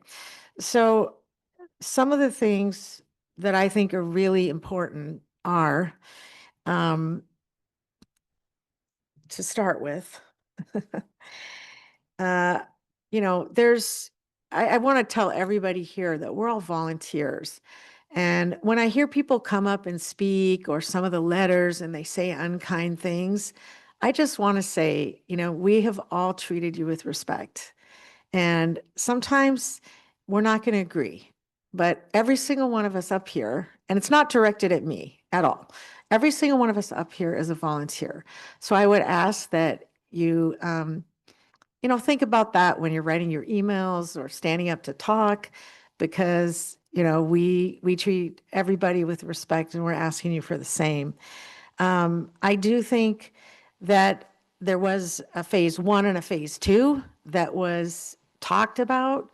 But I think that the biggest top priority that I've heard tonight, what I try to do is I try to take everybody's input and say, how can we combine it all together? How can we create, and I don't know if we should do a letter. I don't know what my colleagues think about that, but how do we create something that kind of honors everyone's input? And the biggest thing I've heard, the top priority is safety. So everybody wants this to be safe. I think that in phase 1, we have to have safety for all users. So that's where I would come down. Safety for all users, and to prioritize safety. And that includes that any bus bike interface near school bus stops, it has to include safety in phase 1. I think also broadband is a huge issue. As you know, we have an opportunity here to save $2 million. That opportunity is not going to come around again. When people talk about the funding for this project, it is $12.7 million. No one is trying to scare anybody here and say we're going to lose the funding. We will lose the funding. If this project does not move forward, and by this project, I don't know what the project looks like, but it's going to be safe and it's going to incorporate all the things the community wants. But we will lose the funding if the project doesn't move forward. So these are some things that, I would like to see in a letter. I think I've heard from everybody, whether you're, a biker, a school bus rider, a parent, someone from not in Tiburon or Belvedere, so those are some general ideas. And I think if we were to send any letter right now, it would be just general ideas because we don't have a plan to respond to. So I would leave it to the council, my fellow council members, whether you want to do a letter or not. So let me just try to simplify it. The original plan, the original project was to just pave Tiburon Boulevard, period. One of the things we can do to actually increase the chances that we're dealing with all the safety considerations is to write a letter that asks that the project be conducted in 2 phases. The first phase would be paving all of 131 and keeping the class 1 bike lanes from, is it Kipling? From Kipling to Blackfield, because there's no controversy there about safety whatsoever. And then within the conversation that our staff will have with Caltrans, because that is really where the conversations about planning generate the ideas, also include trenching and laying the conduit. And I want to make it clear that we're not laying broadband. Broadband would be whatever it is we thread through the conduit. Trenching and laying the conduit at that time creates an opportunity to actually have centrally controlled traffic lights. Whether we do that or not, and what we do about safety considerations would be part of phase 2, where we would be able to incorporate the traffic study that is ongoing that would address safety concerns, including alternatives about how to address bus and bike safety. And there's several of them. Just keep the bike lane all class 1 so that bikes have to stop as cars do. And I don't know, I'm not an engineer, but part of the traffic study would be to identify those alternatives. I believe someone pointed out in some jurisdictions, what happens with the class 4 lanes is they stop before the bus stop and then they continue after the bus stop. Of course, then there's a safety concern about what happens to bikes. It apparently is safe in other jurisdictions, but that would be what we would be looking at if we divide this project into 2 phases. The first one being paving the whole thing, keeping the bike lanes where there are no controversy, trenching and laying conduit. And if we really want to get gutsy, we could ask Caltrans, rather than just including the trenching and conduit in their design, that they consider funding it. And then the second phase would be from Blackfield on, dealing with those safety concerns. Yeah, so With the traffic study and I've already asked Caltrans to fund it. So we're talking about that. right And now. so I think we should reflect that in the letter. Thank you. Thanks. So I actually think that it's really important that we write a letter to Caltrans, and for 2 kind of broad reasons. One is that we have an obligation to our residents to do it, and 2, it's an opportunity for us to ask for things that we want. And I agree with Councilmember Fredericks and Mayor Cooper in particular. Thank you for the way you framed your. I think we can preserve, the obligation to our residents is to improve Tiburon Boulevard and deliver the government services that our residents want. And our residents don't want the bike lanes from Blackfield to Trestle Glen right now. So our obligation is to ask Caltrans to go ahead with the entirety of the project minus the bike lanes from Blackfield to Trestle Glen. So that includes the broadband, and that includes everything west of Blackfield, all those improvements. It includes repaving the section from Blackfield to Trestle Glen. So we get everything except the bike lanes from Trestle Glen. And for now, cyclists would continue to use Greenwood Cove and Greenwood Beach. And I just think there's too much ambiguity around that section for us to not ask Caltrans to postpone it. And then I think the opportunity is that we ask them to do other elements to the project, and they can say no, but that we also have heard residents ask for, like the settling lane coming out of Cecilia Way, heading east on Tiburon Boulevard, is one of the big ones. Or maybe, I mean, we could make it an extensive list and ask for a sidewalk from Gilmartin to San Rafael on the north side of Tiburon Boulevard. We could ask for things like that. So we could create a list of things that we would love to see, and they can tell us to beat it. But I think it would serve our residents well if we did ask for that. And again, I just want to say it again. I think it's super important to address the concerns of the Greenwood residents. We can make it safer for them, and we can do it without the Caltrans thing. And we can do this project. I think we heard a couple of things. One was that I think Ms. Calloway, forgive me from putting words in your mouth, but I thought you said that there was only, you were worried that we would lose the funding if we just for this $200,000 piece. So I'm all for doing a $12.5 million project and not doing the $200,000 piece. I think that would be great for everybody in Marin, and it still provides cyclists an opportunity to use Greenwood, which is, if we're going to talk about data, there's just no data that that's a dangerous route other than it unsettles the residents there, and we need to address that. I think that the other thing is, so we've kind of heard some weird data about the bicycle traffic. I think when Mr. McCaskill talked about the data of bicycle usage, that was measured at 2 places. One was at Bay Vista and one was downtown Tiburon. So it wasn't talking about the number of cyclists who are on Tiburon Boulevard between Blackfield and Trestle Glen. That is not what it was talking about. It was talking about total cyclists from Bay Vista to downtown Tiburon. And this doesn't matter how often you leave your house in Tiburon, you know that 95% of them go on Greenwood Cove. Like you can ride on Tiburon Boulevard all day and you won't see a handful of cyclists, right? we're not disadvantaging hundreds of cyclists on Tiburon Boulevard in that stretch. It's just, that's just fiction. So again, I think that's the key of our letter is our residents do not want these.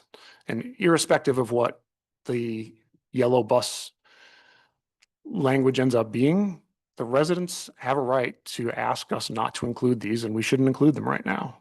And then we should ask for a list of things that we do want Caltrans to include. And then I'm going to throw one other thing in there because I'm going to get wacky.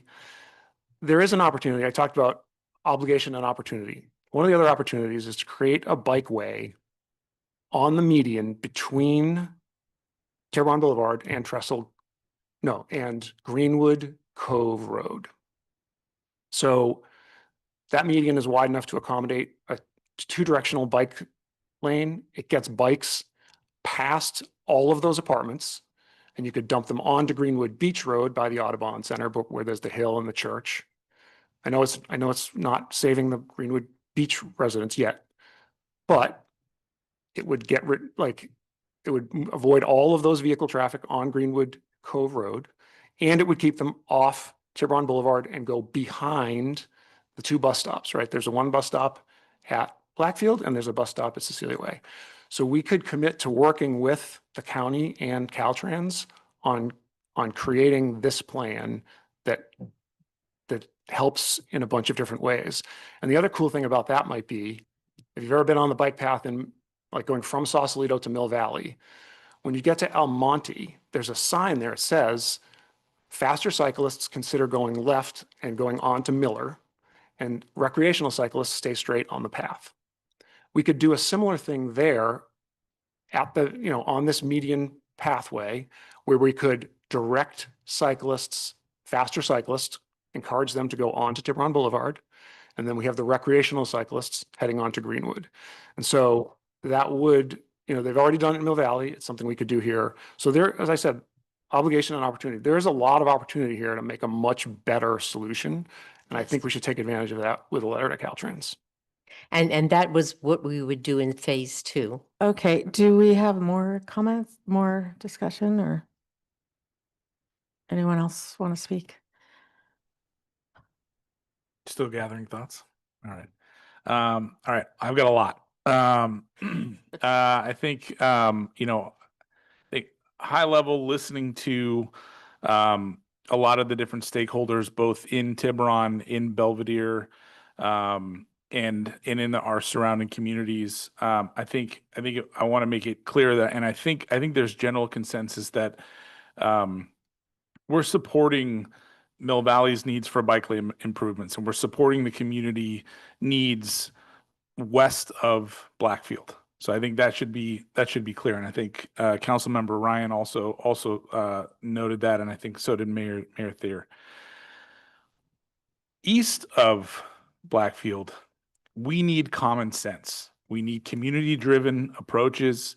We need this phased approach where our feedback and our community feedback is taken into account and not added to an appendix and dismissed, which is what we've seen to date, unfortunately. Tiburon needs improved traffic flow from downtown to 101 and safety as our North Star for phase 1. We understand there's Directive 64 and complete streets and the intent of those things, but since 1974, we've had a clear and designated bicycle and pedestrian path from Blackfield to downtown. It starts at a Greenwood Beach Road and Greenwood Cove Drive and the old rail trail and through Blackie's pasture.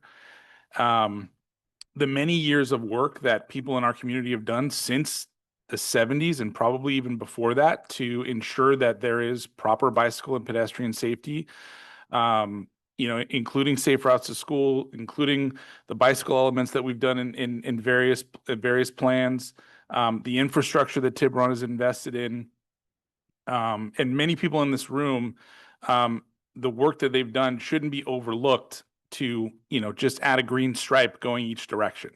And I appreciate, wanting to have that, but it feels rushed, and I think it doesn't belong between Tiburon, on Tiburon Boulevard between Trestle Glen and Blackfield in phase one. I think what I would suggest, there were some other things that were concerning about phase one of the plan. I think some of the bump outs, especially the ones in Strawberry and the ones at Avenida Miraflores, where they remove right-hand dedicated access going out of town, coming out of town and being able to turn on to Avenida Miraflores, being able to turn on to Trestle Glen or other streets, and creating large concrete bump outs for pedestrian safety where there aren't where there generally aren't any pedestrians using that area is also concerning to me. And I think that's one of the areas where I'd like to include that in the letter. Is there are several intersections that we were shown that have these massive concrete bump outs that remove a dedicated right-hand turn lane. And I would actually like to ask that Caltrans does more to get traffic off of Tiburon Boulevard and extends and lengthens some of these dedicated right-hand turn lanes and converts some of the unused shoulders into longer right-hand turn lanes. So at Rock Hill, at Avenida Miraflores, at Trestle Glen going going westbound, at Blackfield, when you want to turn onto the Cove, that should be a dedicated right-hand turn lane. Right now, it's just a shoulder, and I use the shoulder sometimes, and sometimes people get mad at me for doing it. It's like, it's unreasonable. And at Cecilia, that left-hand turn lane coming eastbound, that needs to be there.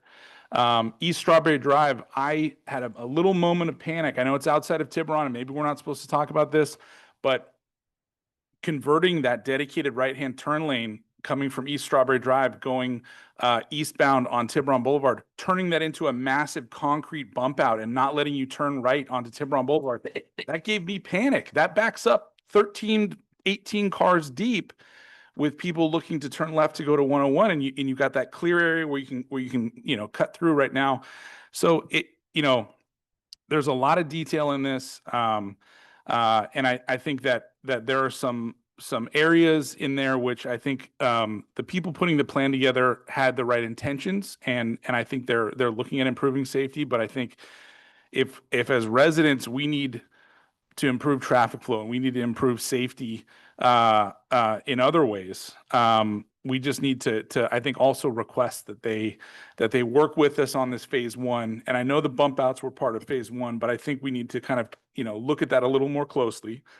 The next piece is there's an asphalt ramp currently at the intersection of Avenida Miraflores and Tiburon Boulevard that connects up with the town-owned ADA compliant ramp down to the mixed use Old Rail Trail. That is asphalt. It's broken up. It's in really bad shape.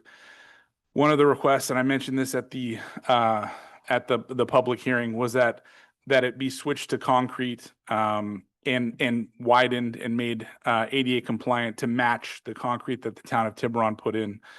And I think also I want to echo the support for broadband during the repaving versus potentially digging up the road at a later date and inflating the cost to be able to connect the lights and potentially deliver broadband to residents. I think being able to control the lights from a central hub, and being able to help ease traffic flow coming out of town it's a massive problem for all of us and Belvedere residents, as well. My sort of, I think, to echo Councilmember Ryan's sort of asks for phase two, we have a traffic study that's coming back at the end of this summer, early fall. I'd like to be able to, I'd like Caltrans, soft agreement to help to work with us on some of the findings of that study. And those findings may be that we need additional lights. We've heard from people in our community about Gilmartin. We've heard from people in our community about Reed Ranch and that unprotected left coming into town. Cecilia is an issue. Stewart is a horrible light that they put in at Stewart. And it's on demand, and it's so difficult. And I love that it has improved pedestrian safety, but it has decreased our traffic flow getting out of town. So we've got to figure out a solution that has both great pedestrian safety, but also helps us ease traffic flow coming out of town. And I guess the last thing I'll say is that we have this, going back to sort of the piece at the beginning where we have this incredible bike path that goes all the way to downtown. Would Caltrans be willing to, help us improve that a little bit and help us improve to Councilmember Ryan's point, maybe we're putting something in the meridian between Greenwood Cove and the boulevard that's kind of out of the way and improve some safety measures. But they've got to be thinking about what they want to do in terms of improving safety for bikes going into downtown. So there's a piece of that as well. So I think I would like for them to engage with us. I'll stop there. I know I took a lot of time with that. Can I just talk for a minute before you go? Sure. Just to clarify, these are fantastic suggestions. They ought to be on the list. But I was thinking of keeping phase one really simple, which we would ask them to go forward with the basic paving from Kipling and of the whole boulevard, paving period. Nothing that would interfere with implementation of any of the suggestions you made, which would be part of phase two and incorporated in the traffic study. And then the trenching and the conduit placement. So that your actually brilliant ideas would be part of what we ask, no, what we would ask for in phase two. Just to keep it simple. I would ask for some of the ones that are related to paving to potentially be part of phase one, like the dedicated right-hand turn lanes. And maybe there was one I forgot to mention, which was extending maybe some of the bus stops, like the one next to Blackfield, the one next to McKegney Green is kind of a short bus stop, maybe extending that and giving a yellow bus. And the only reason I suggested incorporating it into phase two is because then it would be something that we would know would be consistent with the traffic study, which is not completed yet. Yeah. Okay, I think, I'd like to speak. okay, Councilmember Wellner, go ahead. So, hearing all of this, my comments turn to process and how we're going to move forward with all of these ideas. I think, the agenda item tonight was to talk about a letter to Caltrans. I think what we have right now are sort of 5 different letters to Caltrans. And somehow we need to get to consensus about how to move forward. And one of the things that has always impressed and amazed me about our council is that we do a lot of really hard collective work together live at meetings. So often we'll start tackling a problem and to me, it seems like it's impossible that we could actually reach consensus in the course of a meeting, and we'll spend a lot of time on it. It might get a little late, but we actually reach an agreement and we can go forward with something specific. I don't think this is that kind of problem. I think we have a lot of good ideas, but some of them are different size and scale. Some of them are minor improvements. Some of them are big observations, like we don't want Caltrans to move forward with X or Y as part of the project. And they're kind of different in nature and all sorts of things like that. So I have a few thoughts about process. I do have a question first, though, which is, do we have a meeting scheduled for the council on July 2nd, or is that canceled because of the 4th? Currently both meetings in July are canceled. Okay. All right. So here's my thought. There are really, I think, 2 possibilities with regard to a letter. One is, and this is probably useful for a lot of the more detailed suggestions perhaps, but is that, like I was joking and saying that we have 5 letters, but we really kind of do have 5 letters. Individual council members can send letters and we can communicate to Caltrans a lot of complicated ideas that we don't have to achieve consensus on by sending individual letters.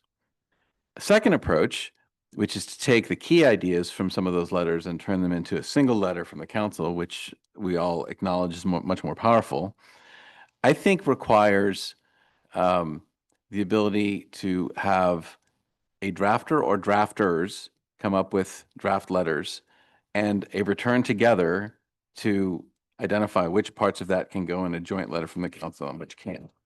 And so I guess my proposal or my suggestion is time is of the essence here. Caltrans is moving. We want to get them a letter. We currently have no meetings scheduled in July. It seems to me like this is one of those situations where we should schedule a special meeting, maybe in a week. We should have folks who want to draft a letter, draft their version of the letter. We should look at those different versions together, pull out the paragraphs or sections that we like, leave other sections aside for individuals to send if they want. And then we could achieve a group letter that can be sent. I don't think, based on the conversation we've had now, and I could be wrong, and I'm willing to be proven wrong if you guys want to try, but I don't think, based on the conversation we've had today, we're on our way to coming up with a letter that we can all agree on and have sent in this session tonight. I think that I'd love to see the letter that Jack would draft. I'd love to see the letter that Isaac would draft. I know Holly has a very different letter in mind, and you've proposed your own. No, my letter incorporates everybody else's. So that's good. But my thought is we've agendized a letter. People have noted that it was a very general topic. Normally, when we agendize a complicated topic, we have a draft that we're all looking at and responding to. That didn't occur this time. So I think process-wise, my suggestion is that we look at a way to get some drafts and have a process where we reconvene, not in August, but sometime much sooner, and come up with the letter we can draft together. Because I don't really see it happening tonight, but I'd be happy to be proven wrong if you guys really want to try. I would like to try it tonight. I was thinking about a couple things. If someone had a draft letter ready to go, that could probably get the conversation going. We could also maybe ask someone from town staff to put maybe a Word doc up on the screen over there, and maybe we could do some editing or something live on that.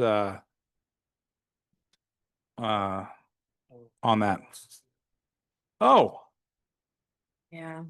Yeah, I mean, honestly, the best way to do this is to do this in advance so people can review it. It's Yeah. kind of unorthodox to unleash a letter on the group. Yeah, I don't feel comfortable with I'm- this. I'm The happy to read public- it, but- The public has not seen this. Yeah. And I don't think that's right. I think this is great. So, I also want to say that we've brought the public back multiple times. So I do want to be respectful of that. I think that we probably can come up with a letter, but I'm not happy that this was presented as a letter and not given to the public in advance. I don't think that's right. So to be clear, I didn't tell anybody. I did talk to the town, and they suggested that I bring the copies. For some reason, they thought it was better. And it is the case that in a previous instance, I had submitted a proposed document in advance, and some people just didn't read it. So it seems like no matter which way we go, if I can ask, when was this ready? Yeah. So I just did it today. I mean, I did a super draft a couple days ago, and then I just did this today. I mean, I'm not saying you need to vote on it and do it. I'm just saying. I don't think this is right, actually, and I feel really uncomfortable with a letter being presented at the meeting that no one has seen. The public hasn't seen this. I haven't seen it. No one has had an opportunity to even comment on this. But the agenda item was to do. Yeah, but consider you know what? Caltrans. If a council member is going to propose a letter, it should be in the packet. So I'm not going to go off this letter. I'm going to try to create a letter that we all agree to. And in the future, if council members have letters on important topics, please include them in the agenda packet so that the public has an opportunity to comment and look at those letters, as well as the fellow town council members, not bring it out at 9 o'clock at night. But you agree that if no one had done any draft, we would be I- on the agenda trying to craft a letter, trying to create a letter. I that was kind of part two of my suggestion is, It's what we're doing. yeah, That's what we're could doing we, with the public, with the public. could we, And so I would like to go ahead and do that and finish our process of drafting the letter. could we draft something live on someone's computer up on the screen over there? Is that possible?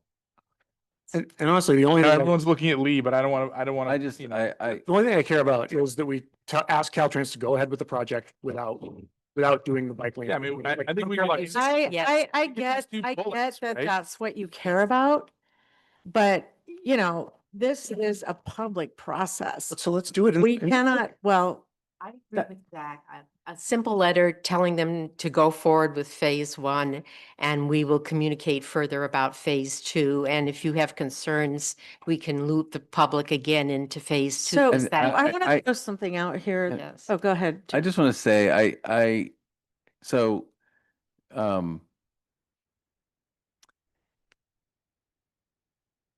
I'm not in Alice's league of having sat on the council for quite so long, but I've been on the council for 7 years. And when there are letters that are kind of minor in importance, for example, if there's a bill in the legislature and the council agrees that we should send a letter of support, occasionally the council will say, sure, we approve sending a letter of support, and let an individual, often it's Alice, draft a letter and send it on behalf of the council. Or sometimes we'll let staff draft a letter and send it on behalf of the council. But on a topic this central and this important, I think we're not in a position to say tonight, we want a letter to go to Caltrans covering these issues. Could someone draft it after the fact and send it without bringing it back to the council to review? That's shocking to me. So wait, so, you know, I have to say I'm disappointed that this showed up now in the middle of our conversation. I'm willing to look at it, but I'm really puzzled as to why it wasn't presented ahead of time. And I do think that if we're gonna, you know, there's a joke about drafting letters by committee. You know, if we want to publicly attempt to draft a letter, I think that's kind of foolish. I think I understand what you're saying, Jack, that you just want a letter that says a few basic concepts. Like you want to, okay, that is something that could be drafted and reviewed by the council and sent. It is, however, completely different from what Isaac was saying. Agreed. So I'm just pointing out that we have, you know, a situation where we could try and draft a letter on the fly, but I think even conceptually speaking, we have someone who's proposing kind of a high concept letter that says, let's proceed, but leave out a segment. We're having someone else who's saying, while we're at it, we really should throw in every good idea we've got. And you actually said that in a separate comment earlier, which is, that's a laundry list that is something that surely the council is going to have to look over and consider before we include in a letter. And we have a three-phase approach, which Alice suggests can incorporate these, but is some kind of way of organizing a whole bunch of thoughts into 3 different phases. I really think I don't think we're going to get anywhere unless we have drafts ahead of time and the ability to reconvene and look at them and approve one or approve a version of one. I don't think we should try and draft it by starting to type on, you know, dear Caltrans, it has come to my attention that you are preparing a plan or something. I mean, I just think, I don't think we should be doing that live at a council meeting. Yeah, I also think that we have basically 5 letters now. I don't think there's agreement I think we also have the issue that Caltrans hasn't come back with the plans. They took the public input. So again, we're not traffic engineers, and I'm hearing all these ideas about how we engineer the streets and what goes in phase 1 and phase 2. But what's getting lost here is public safety. And that is the paramount concern from everyone, public safety. We don't have a plan to respond to. We have 5 different letters. I think that we can all send individual comments if we can't agree on a letter tonight, but coming back is not going to get us to agree on a letter. I think there are very different opinions. I don't think we have consensus, and I think we should we should try to get a letter tonight. But I think if we can't do it tonight, it's not going to happen in another week. And also people are gone out of the Run this by country. again. I think we could keep it simple and then have individual council members, if they so like, make it more complicated. If the letter just supported paving all 131, keeping the class 1 bike lanes from Kipling to Blackfield where there's no controversy, and talk about our concerns, our desire, our demand for trencing and laying conduit, and even having Caltrans pay for it. And then with respect to phase 2, we would defer to the traffic study to address the safety concerns, because ultimately that's where our data is going to come from. And in the phase 2 part, just notice that there are definite ideas about what we would like to talk about in phase 2. And that puts them on notice about the outline of what we're thinking about. And then if we want to go through the details, and we really, I think, should be discussing some of these great ideas, we just have a simple letter and it gives them notice what our priorities are. And I think that's what's important. Safety and get the paving done. So I agree, Councilmember Fredericks. I think that is a great approach. I have a couple of concerns that maybe we can address in this forum. I'm concerned that the next plan we get back is going to be unchangeable. And I'm concerned that if we don't put our feedback down in a letter, that whatever we get back is going to be, well, we took the feedback from your meeting in June and we made this plan and now we're going to move forward, and that's the end of it. So I think it makes sense to put a letter together that kind of says, look, let's strip down phase 1 to kind of bare essentials between Blackfield and Trestle Glen, and not have the extra pieces there.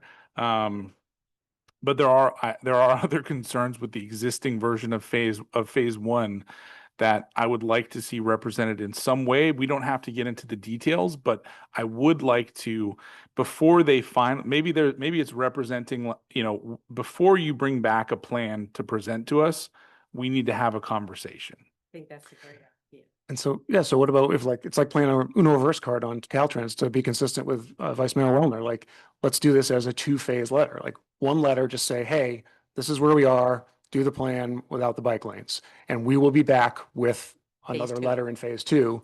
Take that phase 2. So I don't think that we have consensus on that. I mean, the funding for this project is based on complete streets. So if we do that letter, we lose the project. So let me finish, okay? I've been very polite. So we need to craft a letter that doesn't lose the funding for this project unless you want to be responsible for losing a $12.7 million project. And that is the reality that we are facing. So the Complete Streets program requires complete streets. So why not ask them to put all of the safety for all users in phase 1? Why don't we let them come back to us with the plan, and we can write a letter saying that it has to be safe, we want the safety, then we look at their plan and then we can give more input. But if we take out all the bike lanes, we lose this project. It is based on complete streets. We don't have control over the funding. We lose the project and we lose broadband. So that is not something I want to see happen. I think we can still communicate the same thing in a letter. You know, I heard a lot of people talking about, you know, that if it can be done safely, it can be done safely. There's no issue with the bike lanes if they can be done safely. So that's the problem that I have with saying, let's just do a paving project, because we're not going to get that paving project. That money is going to not go to us. It's going to go to someone else. And once we lose it, this is a 10-year in the planning project. And whether you care about buses, whether you care about bikes, whether you care about, you know, we all care about safety, but we aren't going to get this money back. The state of California is facing a massive deficit. This money is going to go somewhere else, probably to Los Angeles. So I want to just clarify something. I guess two things. One is, I don't think we're saying no bike lanes ever, right? What we're saying Jack is, just said no bike lanes. what I think we have in consensus is move the bike lane discussion to phase 2. Yes. Rather than That phase. will kill the project. They Well, cannot hold- do hold- just a hang- paving hang on. project. Let me finish. What I think a lot of us in the community are really confused with this complete streets concept in Directive 64 is that what they're saying to us is that we won't pave your road if you don't let us put these green lanes on this road, but we want to put the green lanes on the road within 30 feet of what is already a place where people ride bikes and is already a complete, we already have complete streets. We have a bike path that goes all the way downtown. We have a path that's there. What we're doing is saying, we don't like what you guys have in town. We don't like the old rail trail. We don't like the bike path. What we're going to require of you is that you put a green lane on the freeway, and now you have a complete street. We already have the complete streets. We already have the existing bike paths. We've had them since the 70s. Yeah, I mean, Isaac, you know, we're not traffic engineers. We're not bike lane engineers. You know, I just know that the funding will go away. So if we could write a letter that emphasizes what everybody wants, which is safety, you know, I think safety should be paramount in phase 1 and phase 2. But I do think, you know, if we can't agree on a letter, we can write our own individual letters. I hope we can agree on a letter, but if we can't, we can write our individual letters. I also would like to see what the next design is. You know, Caltrans came here, they took all of our feedback. They're supposed to be giving us something back, is what they said at the meeting, incorporating the changes. And you know, safety is my biggest concern. However, I don't want to lose the funding and I don't want to lose this project for Tiburon. Yeah. Question for staff. So we're not really delaying anything. Is there really a risk that they will lose the funding, so that if we had phase 1 where you simply kept the class 1 Kipling to Blackfield, and they did the original paving project, that was the original project a cajillion months or years ago, and then talked about the safety issues, wanting to delay them mostly because we have a study that will inform them of what we need. Will we really be subject to losing the funding? Yeah, I think that's an impossible question for our staff to answer. Unfortunately, it's, is wrapped up in Caltrans rules and their funding cycles, which we don't completely understand. Does Is there David, someone who can do you have explain any it to us input on that? instead of making statements? Can I ask just a clarifying question? When the city of Belvedere wrote a letter that was similar effect, and the RUSD wrote a letter of similar effect, and lots of other people have written similar letters, why would a letter from Tiburon put the brakes on the entire project and cost the funding? for the entire project when the other letters have not. I'm confused by that, because isn't it our feedback as and that's a part of this process versus, oh, Tiburon just sent us a letter asking us to remove the bike lanes, and now we're gonna redirect the whole project to LA. That it doesn't feel like Well, they're gonna come back to us with a plan. It feels like this letter is like somehow an end all be all for the funding of this project, which makes it sound really big. Well, the project is part of Complete Streets. The funding is dependent on Complete Streets. If you take the bike lanes out, then it's not a Complete Streets project. But I'm going to let David, Based on their presentation, phase one includes the bike lanes all the way to Trestle Glen. The phase two safety features that they talked about included elements that may come forward from the traffic study improvements at the intersection of Trestle Glen and Tiburon Boulevard, perhaps the sidewalk installation between Gilmartin and San Rafael, and other elements that we bring forward to them.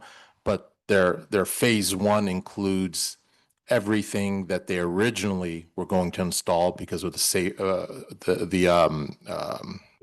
Complete Streets. Complete Streets. Thank you, Mayor.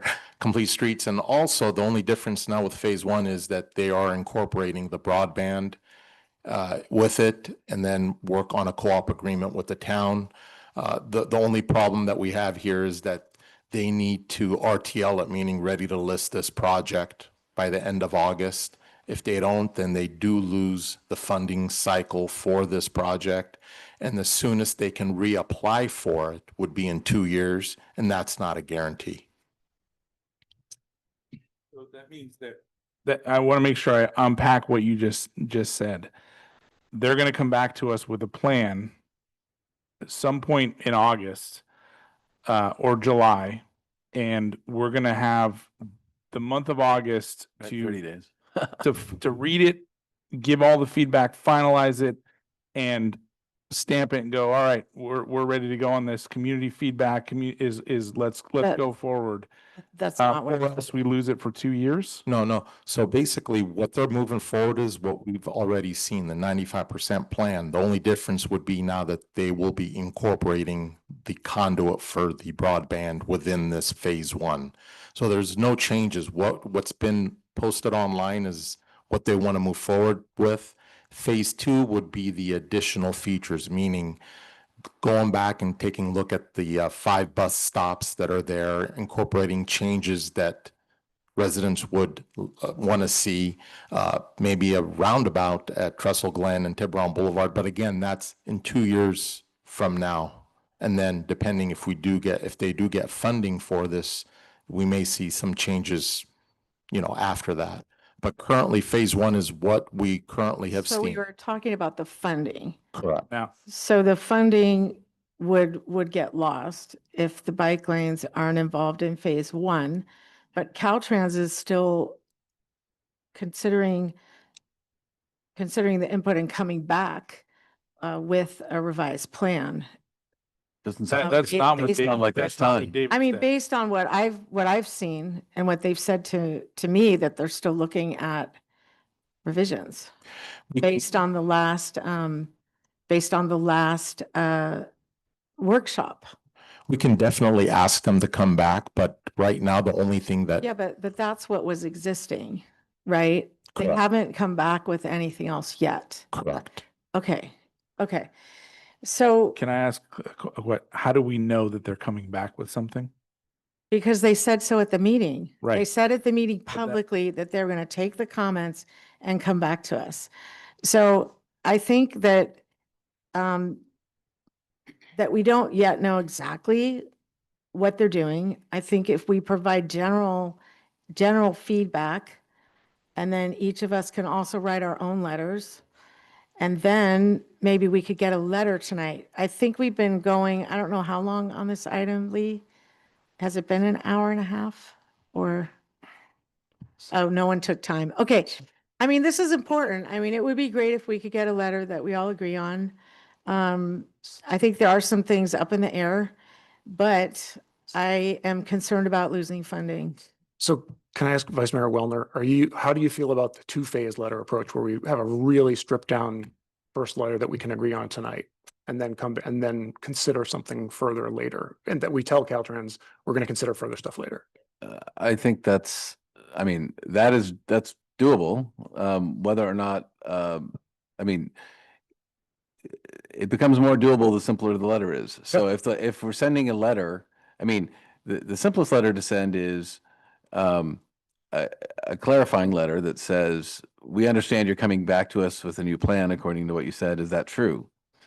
Because it sounds to me, I've been hearing now for, unfortunately I was out of town at our during the last meeting, but what I've been hearing reconstructed for me is two different realities. One reality that I've been hearing from people is that Caltrans is coming back with a new plan.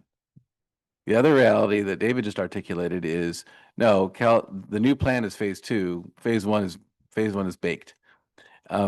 If that's true, how we respond given those two very different scenarios is different. If there is another plan that's coming and it's coming soon, then not only should we get it and look at it, but I don't think we can responsibly be absent all of July. If the plan comes in 2 weeks and we're not going to be back till August, that's going to be too late. If there is no plan coming back, then we have a completely different path, which is to say we find your current plan unacceptable for the following reasons. So, in a sense, how we respond is based on what we think the facts on the ground are, and I don't think we know what they are. Okay. I mean, the missing voice here is Caltrans. And the other thing that I've heard in speaking with staff and others is that Caltrans' response is different depending on what level of the organization you talk to. Sure. So if you talk to high levels of the organization, they sound like they're going to be very responsive. If you talk to the implementers of what the directives are, it sounds like they're done. And so that's another issue in terms of like, what is Caltrans doing? I don't know. But what I want is if they promised us a new plan based on the feedback they received, we deserve a date that we're going to get it back on and can respond to it.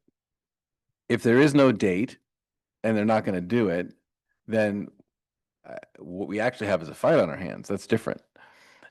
So I just think we need to know. May I ask a question of the council and of the staff? Please. Has anyone had a conversation or meaningful interaction with a Caltrans person on the open questions we have before us that can provide us with facts following the public hearing we had here? I don't want to necessarily speak for David, but post-meeting, we have met with Caltrans, but it was specifically on the issue of integrating the installation of conduit for fiber optic cable. So there's been 2 meetings where our staff has met with Caltrans design staff on the steps necessary to integrate the fiber into their project, and their project being what they presented as phase 1 at the last meeting. I did not have any conversations with Caltrans. Would anyone on the council, I don't want to put anyone on the spot, but would anyone like to volunteer whether they have had conversations or information that's relating to this topic from Caltrans? Let me just make a comment about my cajillion years not dealing with Caltrans very well.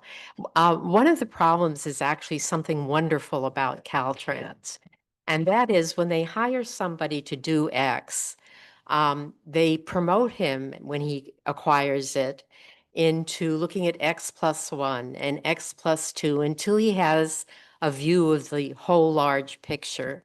So that what happens when you're dealing with a longer term project, the people you start talking to in the beginning are not necessarily the people you end up talking to at the end. So it's very frustrating talking to Caltrans. And I say that on behalf of my colleagues too, who have conversations. It's always worth it, but it isn't always a solution. And so basically, like you, I was waiting to see a plan, and we had a, what, 65%, and then we had a silence, and then all of a sudden we had, what, 90%? 95%. That really isn't unusual, but you expect in the interim what you get next is going to reflect the ongoing conversation. And sometimes it just doesn't because of that kind of turnover in the level of the people who are handling it as opposed to the ones who are dealing with complete streets and the big concepts. And this is just about the difficulty of dealing with Caltrans. I think our job here is to notice them that they can make us happy. Well, I think I guess my vote's premature because we don't have a motion, but my idea based on where we've gotten to in this conversation is that what we need to send them is a letter saying, we heard at the meeting that you were going to propose a new plan. When can we expect to receive it, and what is the time for feedback? And if they respond, there is no new plan, I don't think we can wait until August, but I think we need to then do something different. Then if there's a plan, we should get it and look at it. It's just two very different paths. Yeah, I would agree with that. No, but We have a plan. But what I've heard is that at the meeting, which I wasn't able to attend, that Caltrans represented that they were going to provide a revised plan. Is that not what you heard, David? That is what they said at the meeting. They were going to provide a revised plan based on some of the comments that they heard at the meeting. But the main revision that they're going to add that I'm working on right now is incorporating the broadband. Right, but that's not what they were talking about at the meeting. Yeah. Yeah. I think They said they were incorporating the comments and coming back to us with a plan. the concern is we've heard no follow-up in 2 weeks. Exactly. That is a concern. And if we are going to disappear for a month, you can see it plain as day. We'll come back in August and nothing will have happened, and they'll say if we don't proceed by the 31st, you're going to lose your funding. So we can't let that happen. So we need at a minimum to know what Caltrans is up to.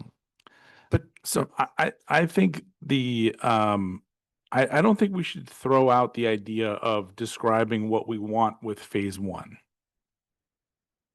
I agree. In that initial letter, I think we should we are, I think I think we have general consensus on this of we understand that you're coming back to us with an updated plan with phase one and with phase one and phase two.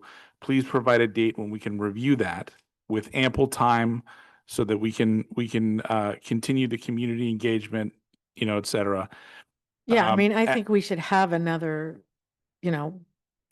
go ahead. And then I think also I think we generally I think we do, but if we agree on what phase one should contain at a high level, and I don't think we need to necessarily get into the detail that I got into, around bump outs and, and that sort of thing. But at the very minimum, the loudest, most amplified message that I think we all heard, which I think is something close to, phase one, not including bike lanes between Blackfield and Trestle Glen, and should include the broadband effort, and should be paved. Tiburon Boulevard should be paved all the way to downtown. Those are kind of three things I think we have consensus on. Maybe we don't, but I'd like to talk about those. I'd like to include both of those elements in a letter. So what if we said to prioritize safety for all users between Blackfield and Trestle Glen? I think we explicitly need to tell them to leave the bike path out in the phase one. But what I would suggest is that we ask staff to ask Caltrans, is funding jeopardized if we suggest that the program go forward without the bike lanes from Blackfield to Trestle Glen? In phase one. In phase one. If they say that funding is not jeopardized, then we direct staff to forward a letter that we craft right now that is all of 4 sentences or 3 sentences. Because I agree there are sort of 2 different outcomes in terms of whether Caltrans comes back with a plan or is amenable to a plan or not. But either way, we should stake our position now and not risk that they either don't let us change it or tell us they're going to change it and then don't. So I would say the letter should just say, to whom it may concern at Caltrans, please understand that the town of Tiburon is excited to proceed with the rehabilitation program in its entirety, minus the bike in phase 1, minus the bike lanes from Blackfield to Trestle Glen. And then we say, we look forward to working with you on the rest of the project in the future, or something like that. And that's after staff ascertains that funding will not be jeopardized. And so again, I hear what you're saying. You've greatly simplified the approach. I think it gets to be something that's more doable. I think what's in the effort to not meet again, I think what we're starting to get is you're crafting an algorithm. You're saying, well, let's ask if the answer is funding. I mean, there's no room for nuance here. If the answer is funding is jeopardized, then I don't know what you want to do. If they say, I mean, and what they're saying isn't necessarily true either, because they have a motivation to get us to approve what they're saying. So we ask, is funding jeopardized if we ask for no lanes? And they say yes, I don't know what we do then. If they say no, then you're suggesting that we draft a letter tonight in that one circumstance to send them a letter that says, okay, we asked you if funding is jeopardized and you said no, so now we're repeating with feeling, we don't want bike lanes there. So, I mean, again, I think what we need is we need to get these questions answered. And I think I know everyone has vacation plans, but I think we need to reconvene. This has been on the agenda 3 times, and I mean, this was the agenda item, was to get a letter to Caltrans. Yes. The letter at 9 p.m. So this is a new letter. Okay, so I'm going to ask the council members to keep calm. I know that some people feel very strongly and have very strong opinions, but we are all entitled to speak and say our opinion. So I think we've got a lot of information to get. I think that I don't think we have consensus. And let me finish. Yeah. And I think that it does make sense to get the questions answered first, to figure out when we will receive the plans back, to look at those plans. I don't know, I'm not a traffic engineer. I don't know what happens if we start taking parts of things out and move things around. And I don't think that's our role as a town council. Our role is to look at a project and try to figure out how to make it better. We don't have a project right now, and to take things out of it, I don't think, take things out of a hypothetical project, revised project that we don't yet have, doesn't make a lot of sense to me. What makes sense is to, if we can agree on the overall overarching themes, which are safety, which are making sure that there's no conflict between bike lanes and the yellow bus program, which are broadband. If we can agree to that broad-based stuff and not lose this $12.7 million of funding that we've worked on for 10 years now, I would be in favor of that. But I'm very concerned about the funding. I don't like making if this, then that, and making hypotheticals, letters, and, I know everybody has strong feelings about this. So I'd like to position the feedback in a different way. So point one, I think we have consensus that we understand that Caltrans is coming back to us with an updated plan for phase 1 and phase 2. Please provide a date, etc. That's fine. Part 2 is that rather than saying that we want to jeopardize funding in any way, shape, or form, why don't we summarize the feedback from the forum to Caltrans and say that the Tiburon community has been very clear that, and we could say something about safety. I don't have an issue with that. I think safety is an important aspect of this. But it is also important that that we amplify the community feedback that we heard loud and clear that in phase one, we should limit the project between Blackfield and Trestle Glen to repaving and broadband. And I don't think that summarizing community feedback is going to put anything at risk. But I think that that's how you would summarize the feedback. I think there's a lot of people that would not summarize the feedback that way. So I don't think, if you want to provide Caltrans with a transcribed list of all of the public comment, I would be in favor of that. But we cannot, as a council, say, this is the feedback. Because a lot of people will agree with that. A lot of people will disagree with that.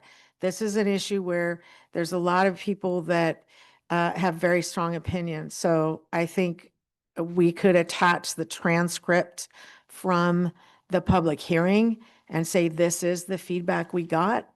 But How about, Let me just say this. I agree in principle with Isaac. I agree with the idea, though, that to suggest what the fixes are is probably not appropriate for this particular letter.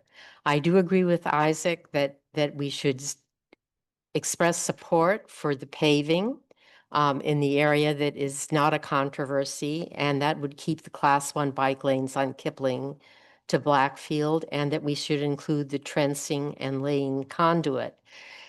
However, when we start talking about what the safety concerns and fixes are, I think that all we need to do is to say there's considerable public input, and they will be part of the consideration of phase 2, which will incorporate the traffic study. And that way we link what our public has said to a study that produces data on what the fixes might be.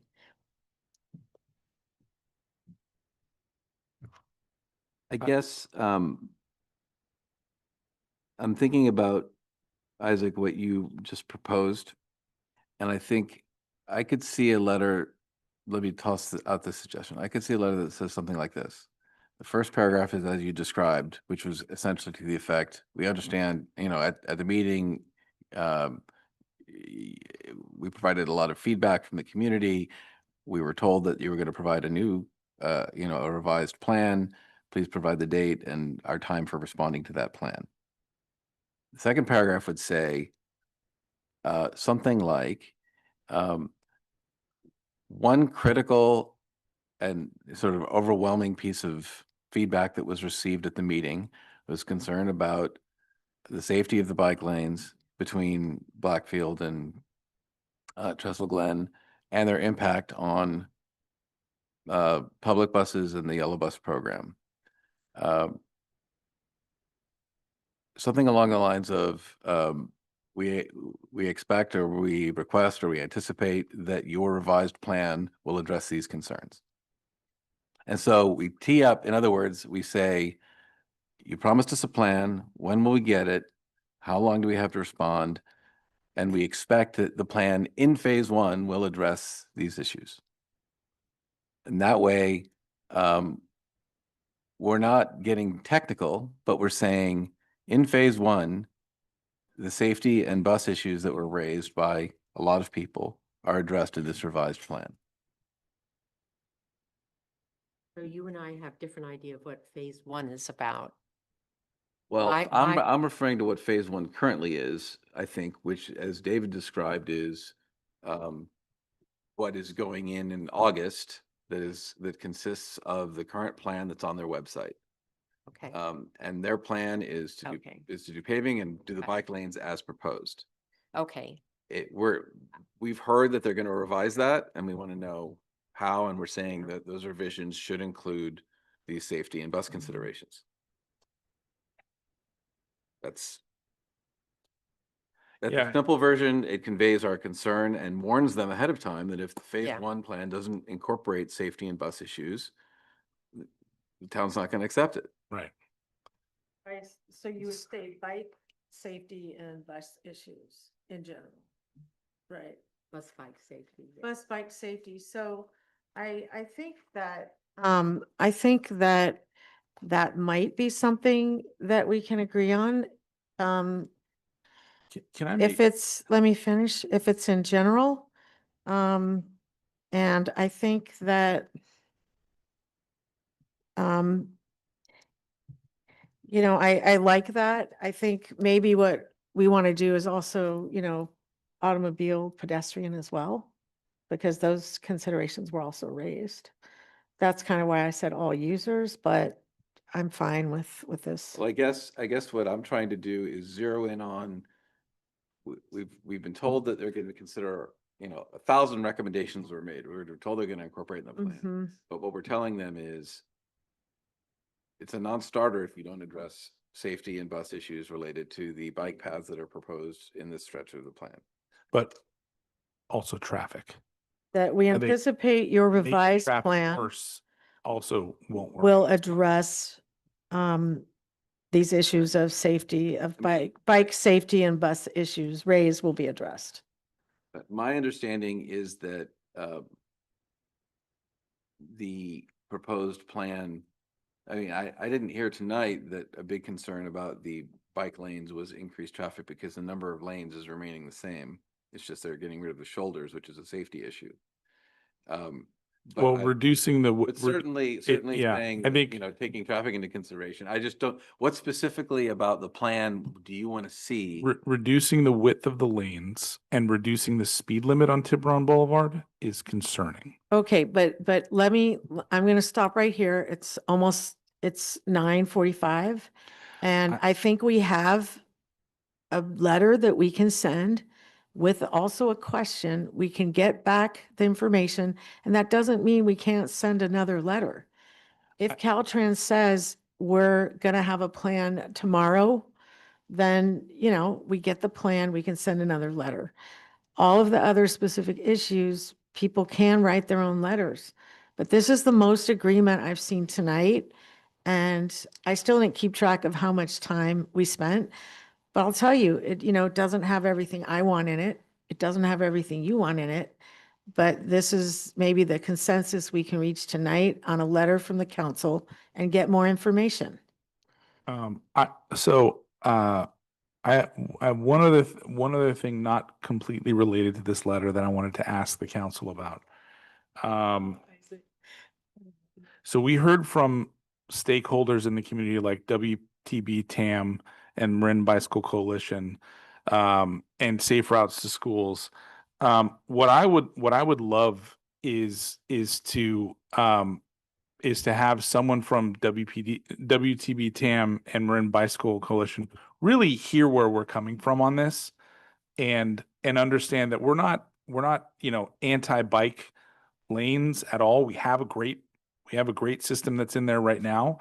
And that they help us, help us, and advocate for us for what our community is asking for, so that in phase 2, we can get closer to what they're looking for. And I think that's an area where, listening to the public comment, it felt like we were at loggerheads on this and that we're not on the same side. And I think we are on the same side. It's just that it's a phased approach. And I think that a group like WTB TAM, rather than, telling us that traffic is going to be great, should listen and work with us on this instead. Yeah, so I got to say, I still think that the best approach is to just ask them not to do the bike lanes because I don't think we've resolved the issue of the bike lane on the north side of Tiburon Boulevard. I think people really don't want that, irrespective of what the traffic speed limits are. And it's simple, right? It just asks for one simple action. Just don't do those bike lanes until we can study it further. And the other thing is, the other benefit to that is it delaying that would give us the full picture on getting information back from our traffic study. And we spent $400,000 on the traffic study. To ask Caltrans to sort of, or to not ask Caltrans to pause until we have all the information on that one element just seems irresponsible. And I think it's, I I think the problem we have here is the funding. And I already said that, so I'm not going to repeat myself. I think we do have the bones for a letter. And I can read back the notes I took unless Lee, did you But- take notes on it? So do you support a letter that just says, do the whole program, including the broadband, but not the bike paths from Blackfield to Trestle Glen? Assuming we don't jeopardize funding. And then we'll come back to you with further.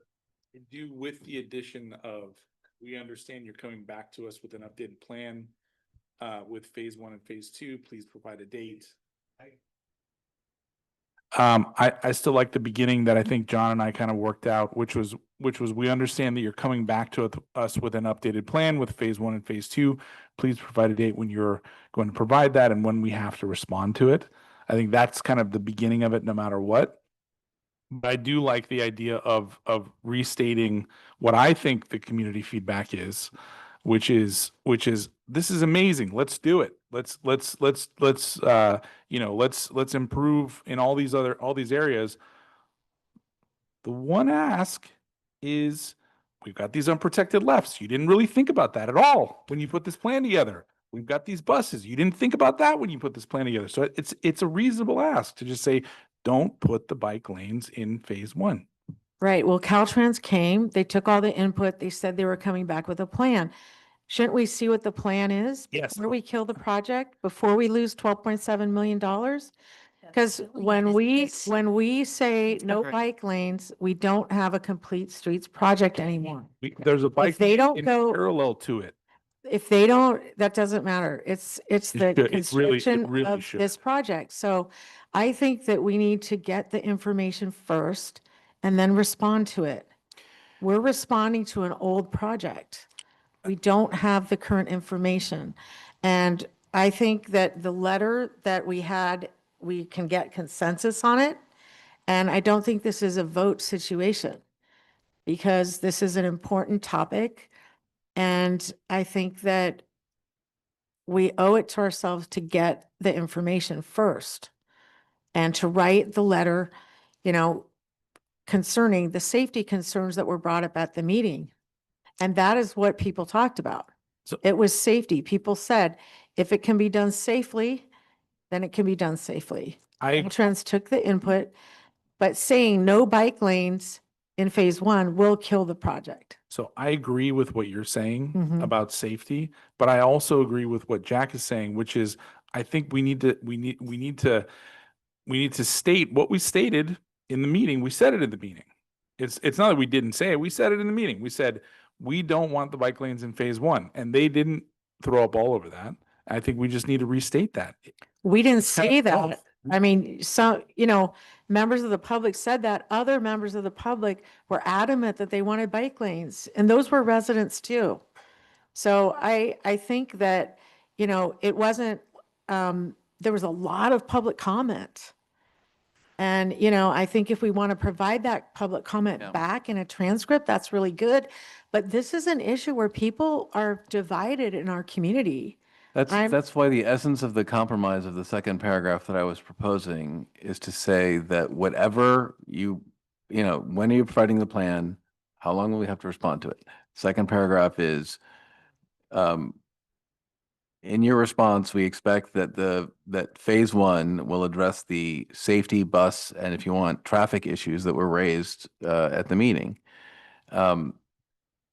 So if they come back with their current plan, which is we're going to keep everything the same and then fix it later, we've made clear that's not okay. Phase 1 needs to address the safety, bus, and traffic issues that were raised at the meeting. I don't know, but I strongly suspect, based on what Greg and David are reporting, that Caltrans is now just expecting to ram through its original plan and say we'll fix it later. I really don't think they have a secret plan they're coming back with. Which makes me think the letter needs to be more strongly worded. Yeah. That's, I mean, if the route is we listen to you guys and we're still going to do what we're going to do. But that's what the first paragraph's trying to confirm. I think we need to confirm, we need to get it back. and then we can talk about the details, but we're not traffic engineers. I mean, I think what we need to do is respect the public comments and make sure that Caltrans knows that safety is number one for us. And that we want to ensure that if there's bike lanes and bus stops and cars and pedestrians, that it's done safely. But I am very concerned about losing this funding. And it is a real issue. It is a real concern. And this is a 10-year project and $12.7 million of funding. Our ability to lay conduit depends on this, our fiber, that would save us $2 million. So, I get that there's a lot of strong feelings on the council, but I think that the letter that John suggested is the most prudent approach right now. It does not mean that we cannot do another letter. If we don't see any revisions based on the public feedback, we can always do another letter in time. But there's also the possibility that we couch the letter in terms of we are responding to the existing plan. Here is our problem with the existing plan, phase 1, phase 2. However, we look forward to the newer plans that were mentioned that resolve these issues. Yeah, so two things. One, do we have consensus that we direct staff to find out what would jeopardize funding for the project and not limited to, but including the bike lane removal? Can we agree on asking staff to do that? So we can confirm what jeopardizes funding and what doesn't? I mean, I have an issue. I'm fine with asking it, but I think you're going to be disappointed because I think they're going to tell you changing the plan is going to jeopardize your funding. I think it's I watch a lot of procedural dramas, and a phone call is not admissible on TV court. And I'm also concerned that if you call, someone too junior, they may have different information than someone that is senior. And so, I don't want to take anything away from staff. They're phenomenal. They do amazing work. But I'm just concerned that information flow in a large organization like that is different at different levels as well. And that's why a letter to the leadership that says, right, you promised us a new plan. When will we get it? How can we respond? And we want to make sure that you incorporate the loud and clear comments you heard about safety, bus use, and traffic. And what if we say something to what if we ask the question that you're asking, which is, we would like to understand what kind of feedback puts the funding for this. I would be very nervous about putting a letter because you're putting an can't do idea in their head. In other words, Yeah. no one's, And also there's a lot for these projects. Local support is very important. And if it looks like the council is, not behind any project, then it really jeopardizes the funding even more. So I would not want to do that. It's, yeah. So Passive aggression doesn't always work. So my other concern Jeez. by the way, is, and this is with all due respect to everyone who's commented in public. I really appreciate the time you've taken to write letters and to come to the meetings. But I strongly believe that I represent my community in saying they do not want the bike lanes, especially on the north side of Tiburon Boulevard. And so that is why I want to write the letter, is because I want to support their wants and their desires. And that's where I'm coming from. Irrespective of the count of the people that were here that spoke, I know that you count all the voices in town, it's overwhelmingly opposed to the bike lanes in this stretch. So Can we get behind the letter that John suggested? Could we add what Jack is asking for? It sounds like at the essence, it really is, we've heard community opposition for this, and we want to make sure that we're representing that in this letter that we're sending. I think we are by what John said. I mean, it's the safety concerns, right? And it wasn't consensus as to what happens with specific sections. And I heard comments on all sides. So I really think right now, until we get the exact plan, the letter that John proposed is the best thing to do. And then if they say, no, the plan is the plan, then we can go to the specific details and write a more detailed letter. But right now, you know, we are looking at a hypothetical project that is based on what was presented at a workshop where feedback was taken for them to come back to us. And I think they're going to come back to us.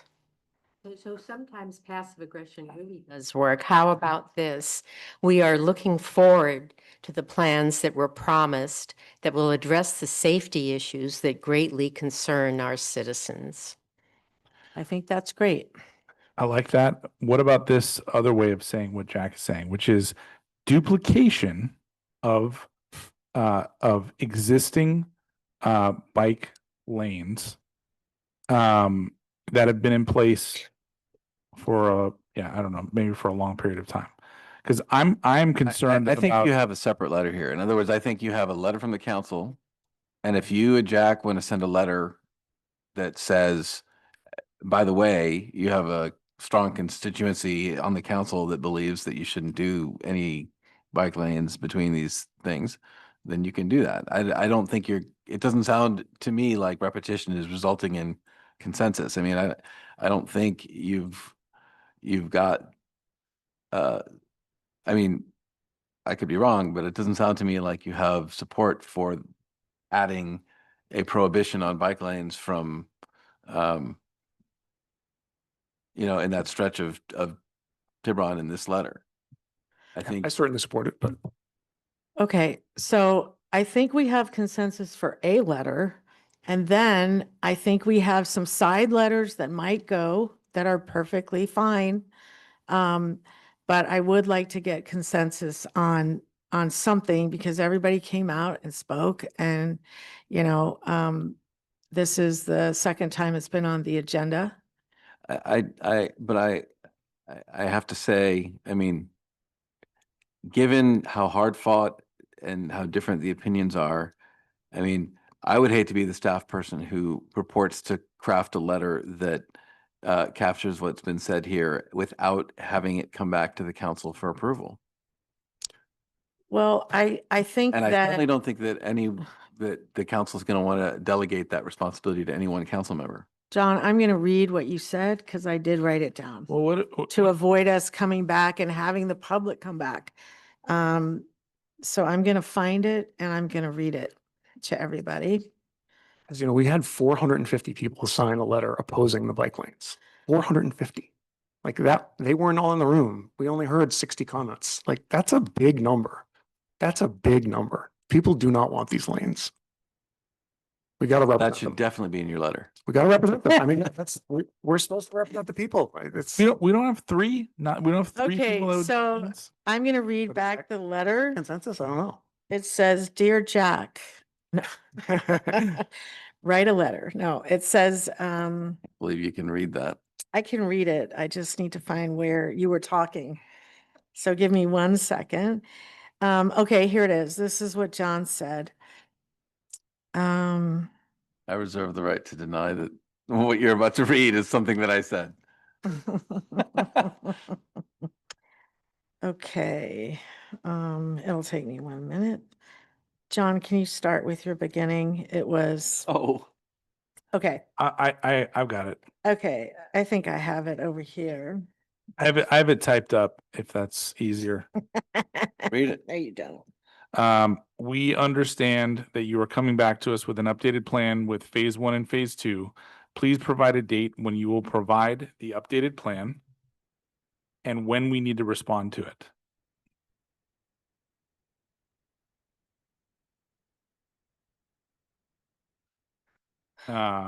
Second part is we expect the updated plan for phase 1 to address these issues: safety, bus, and traffic issues that were raised in the meeting.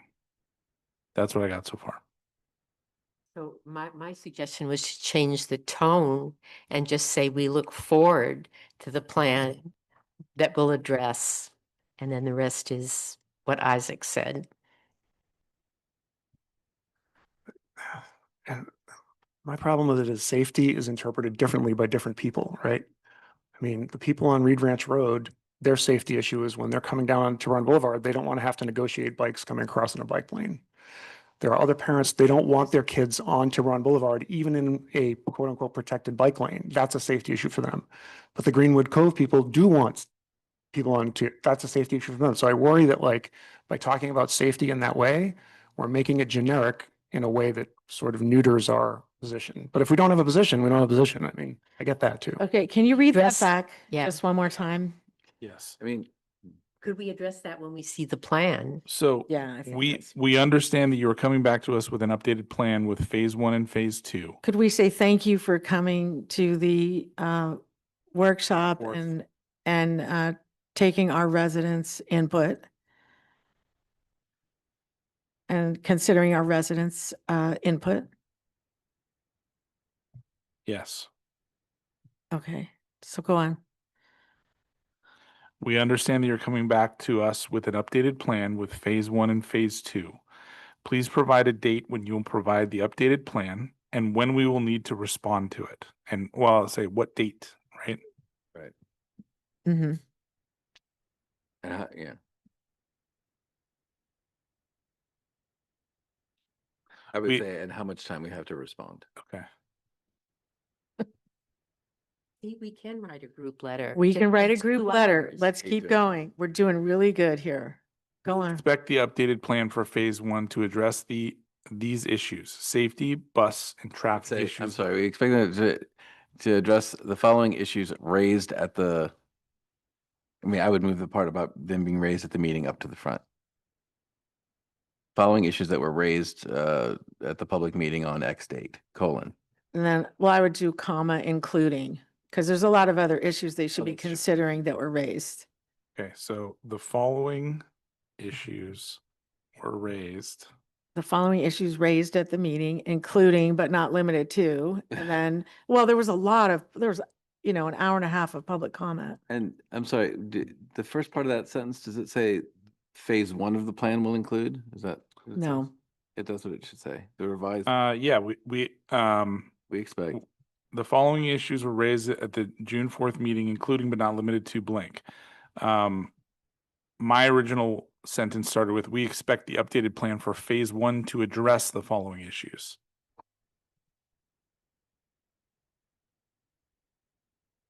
So I'll start the sentence with that. We expect the updated plan for phase 1 to address the following issues, which were raised at the June 4th meeting, including but not limited to safety, bus, and traffic issues.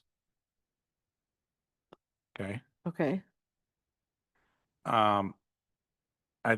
It sounds like we have consensus for that so far. We do. What I would like to do, just because I'm a glutton for beating a dead horse here, is whether we have close enough to consensus for the bike lane piece. Like, can We don't. I have We don't. I have one grammatical fix, which is you can't say you gotta get rid of the word following. So in other words, read the sentence without that. Okay. I'll read it if we do like a little straw poll of the bike lane thing. Of For course. Jack.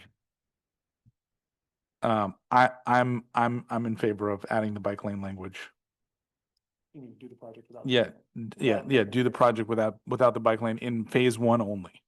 Okay, and that's killing the project, just so everyone Well, knows, let's- every council member knows that's taking 12.7 million away. Consensus for that. No, the I would letter. say- It's not consensus. No, I'm doing it just a He's just like checking. Basically, he's checking checking. to see if Alice has changed her mind because it's If clear that Alice the would be open to adding that bike lane portion for phase 1 to the letter.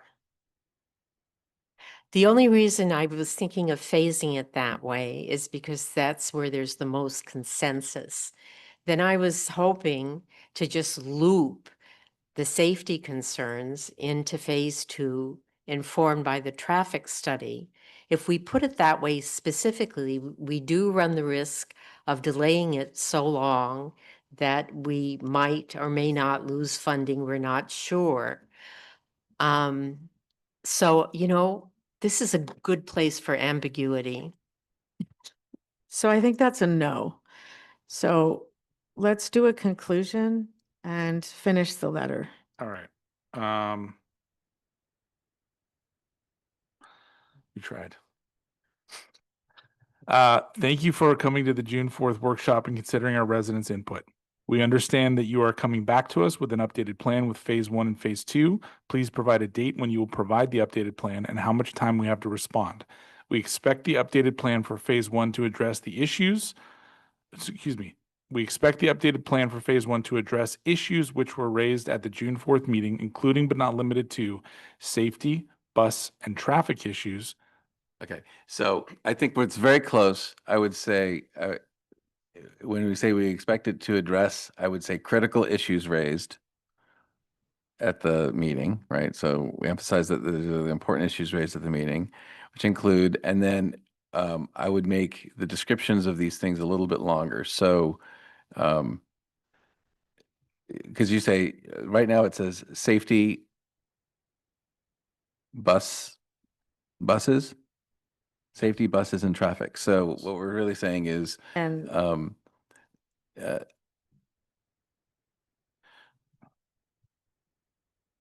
safety issues raised by the bike lanes,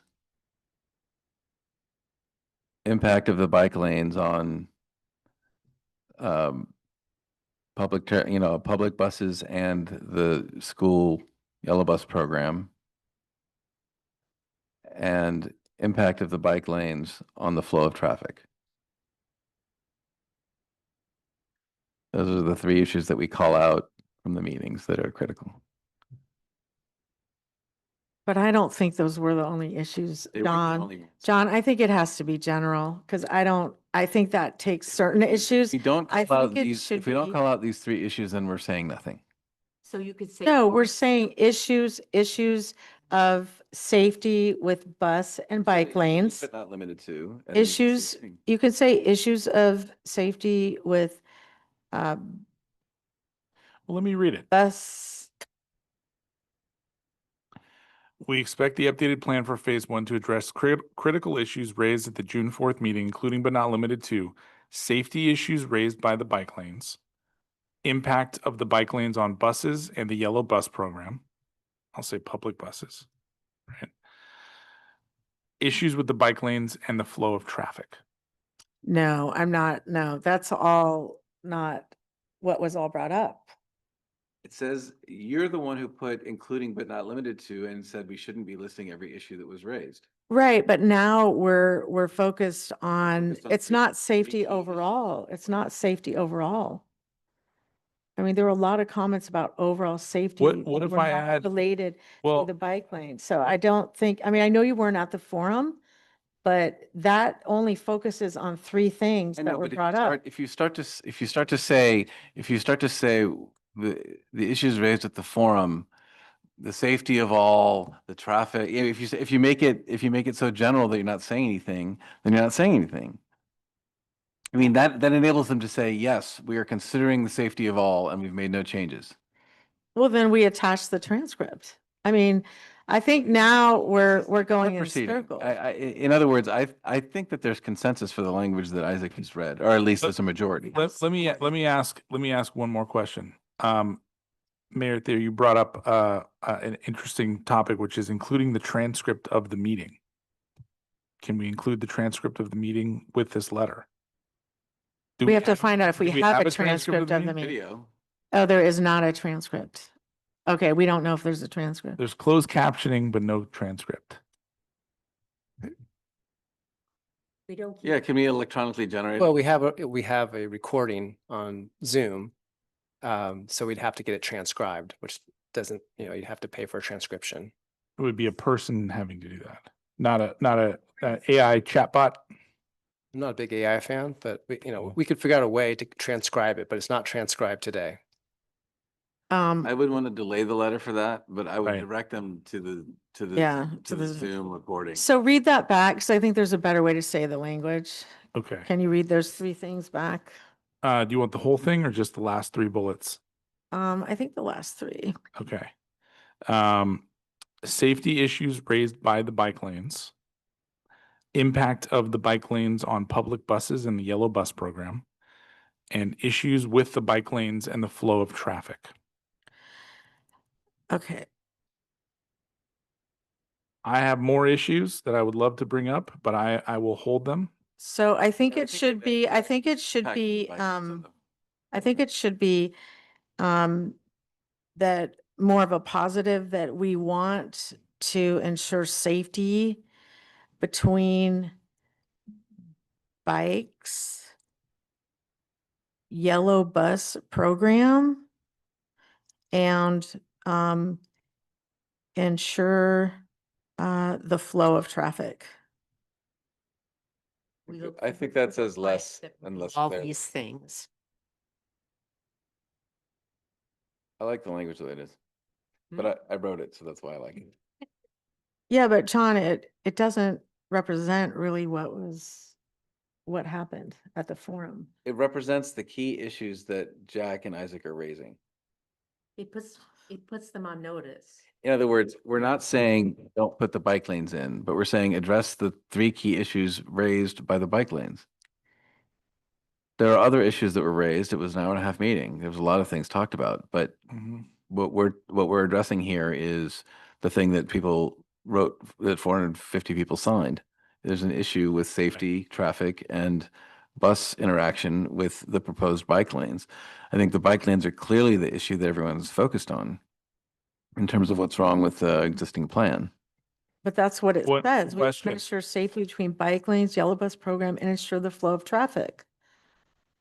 It's saying the same thing.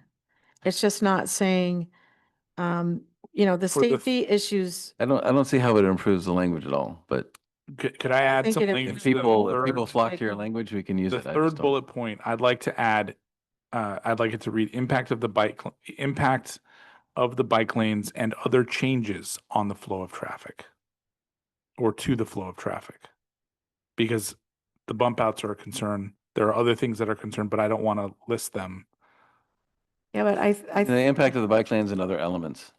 Yeah, something like that.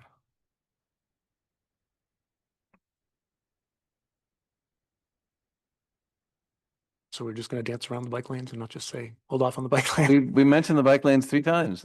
All 3 bullets. I don't view that as avoiding the issue. I Raise it view again. it as raising it and saying, solve it. If you don't solve it, You it'll want, be a you problem. want the bullets at the end or the whole thing? right, but I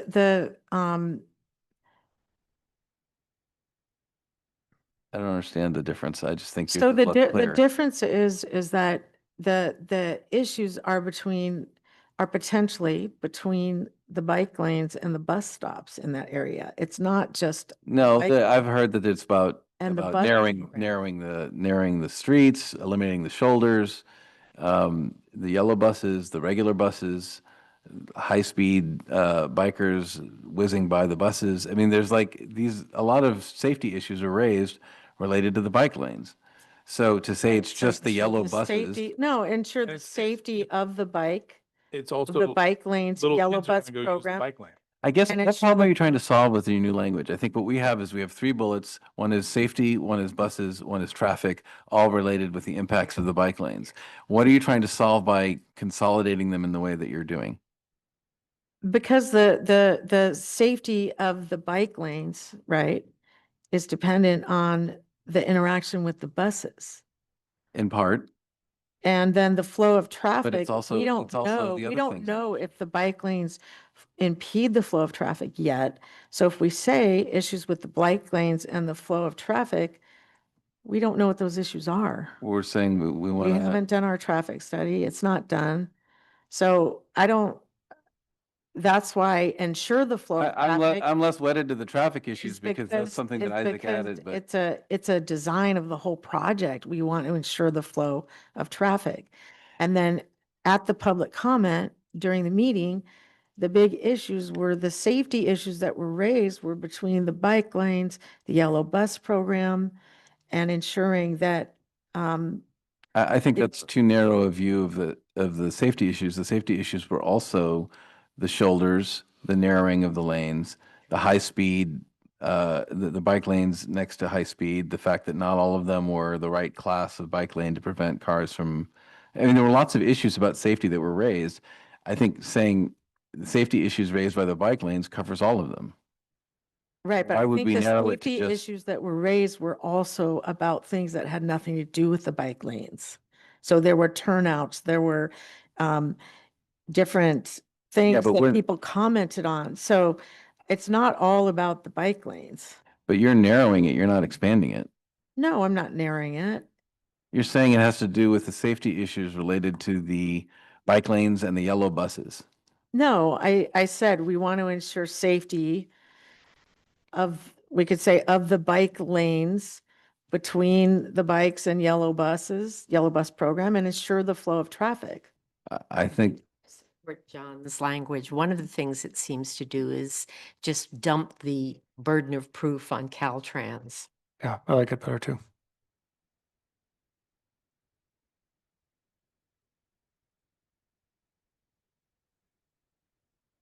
So I was just adding a ton of language that you guys could improve. And another thing. Should I read back the whole thing? Yes, please. Yeah, I think, I mean, in my opinion, we may not all be there, but I think 4 of us are at the language that you're reading, I think. Okay. I tried to gussy it up just a little bit. Thank you for coming to the June 4th workshop at Tiburon Town Hall and considering residents and members of the broader community's input. The Tiburon Town Council understand that you are coming back to us with an updated plan with phase 1 and phase 2. Please provide a date when you will provide the updated plan and how much time we have to respond.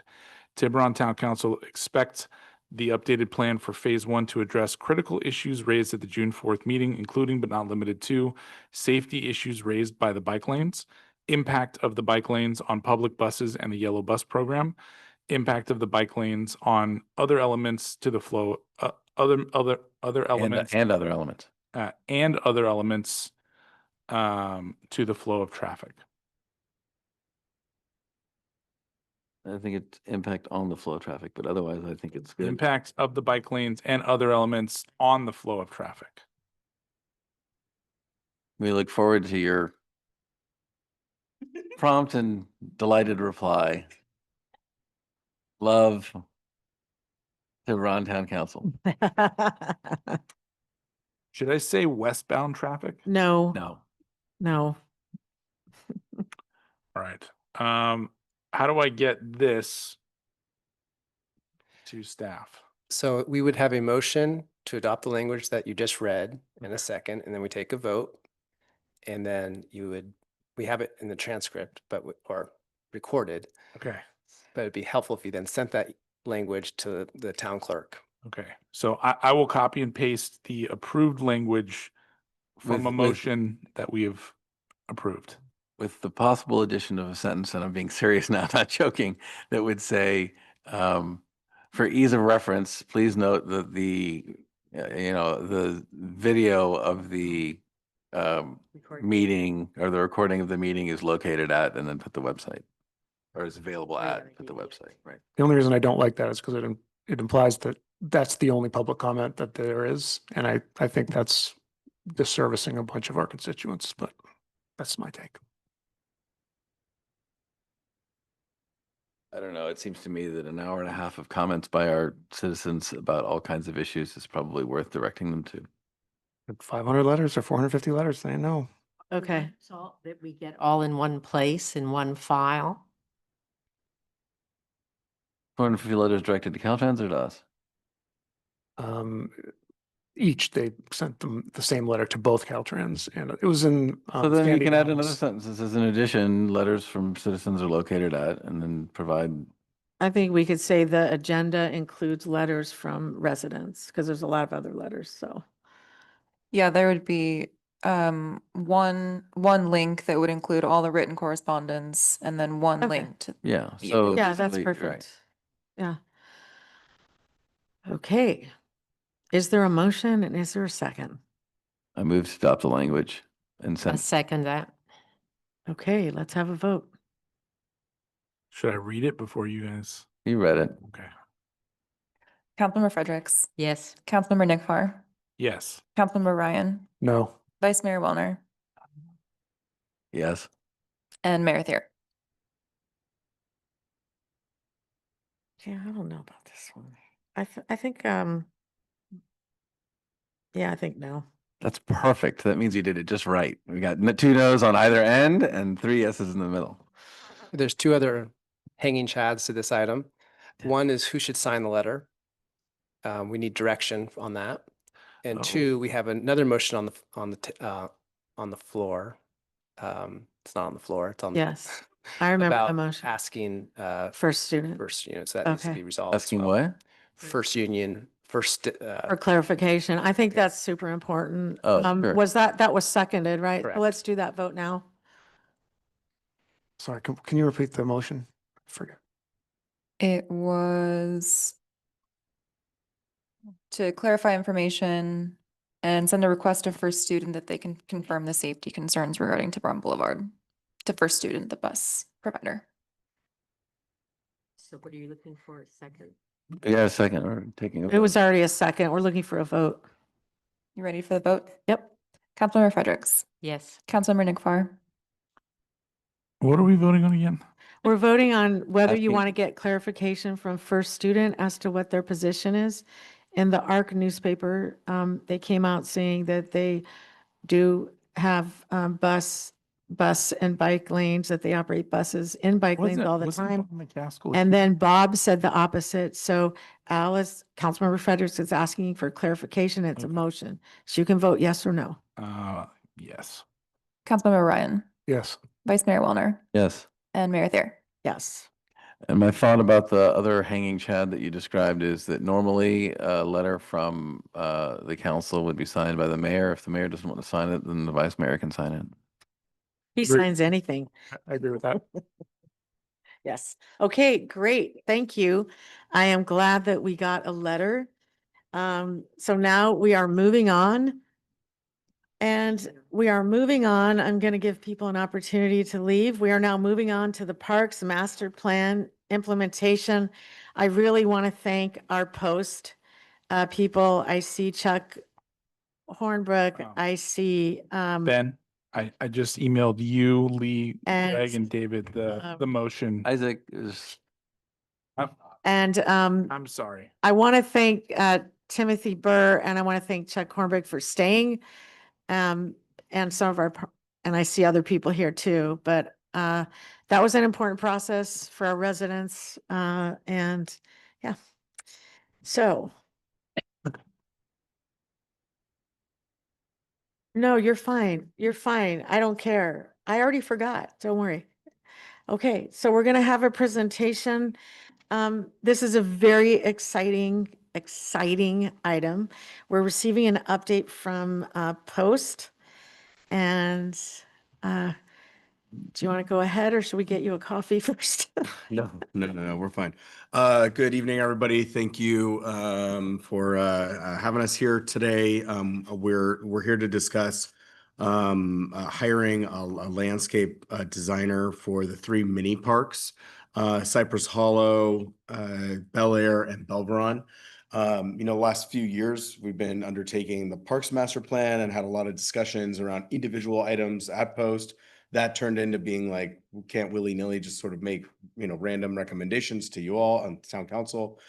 So we have been tapping in, thanks to Chair Hornbrook and the rest of the Post Commission, to a lot of energy as the town has considered what the future of our parks should look like. We spent a lot of time thinking about the big wins that are going to come in the future, but also the more immediate wins that I think you all have had a lot of time to talk about. And we spent a lot of time in our 3 main mini parks over the last couple of years. So we're really excited to give you an update and recommendation on hiring a landscape designer. Do you have that? So as I mentioned, we're talking about Cypress Hollow, Bel Air, and Belveron, all very different parks, and we have varying levels of recommendations of the type of upgrades that we might want to see in each of these. Generally, the feedback has been consistent. These are neighborhood parks. The folks who live closest to them tend to use them the most. And I think everyone wants to have both targeted and natural type of upgrades, so not overdoing anything. Next one, please. Are you killing the lights? There we go. Oh, beautiful. Oh, Maybe now I do need a coffee. So not to go too far through this process, but because these mini parks for each of the neighborhood, I think really represent a point of pride for each of those neighborhoods. We wanted to make sure people understood that we weren't just moving really fast to make upgrades at any of the parks. So we've had a lot of opportunity to get feedback. I think the first subcommittee we started was way back in 2022, where we went to each of the parks, including Cypress Hollow, and looked at what our playground equipment needed updated. We obviously, had subcommittees on the park strategic master plan. We've had a number of hearings on posts on the hearings and given neighbors an opportunity to come out and talk about what they'd like to see or not see at each of the mini parks. The one fun aspect is we spent a number of Saturday and Sunday mornings out in the community, visiting with neighbors and touring each park, hearing a lot about the history of each, as well as doing site visits on our own. This April, we, thanks to Commissioner or Chair Hornbrook, we ran a survey for the entire month of April, from the 1st to the 30th, where we provided to those folks who live within 500 feet of any of these mini parks the opportunity to either electronically or by mail, or we notified them by mail, to comment on what they would like to see on this survey. Actually, the survey went to anybody in town could, but we mailed to people who live 500 feet or further, just to ensure that Thank they you. had a good coverage. Sorry.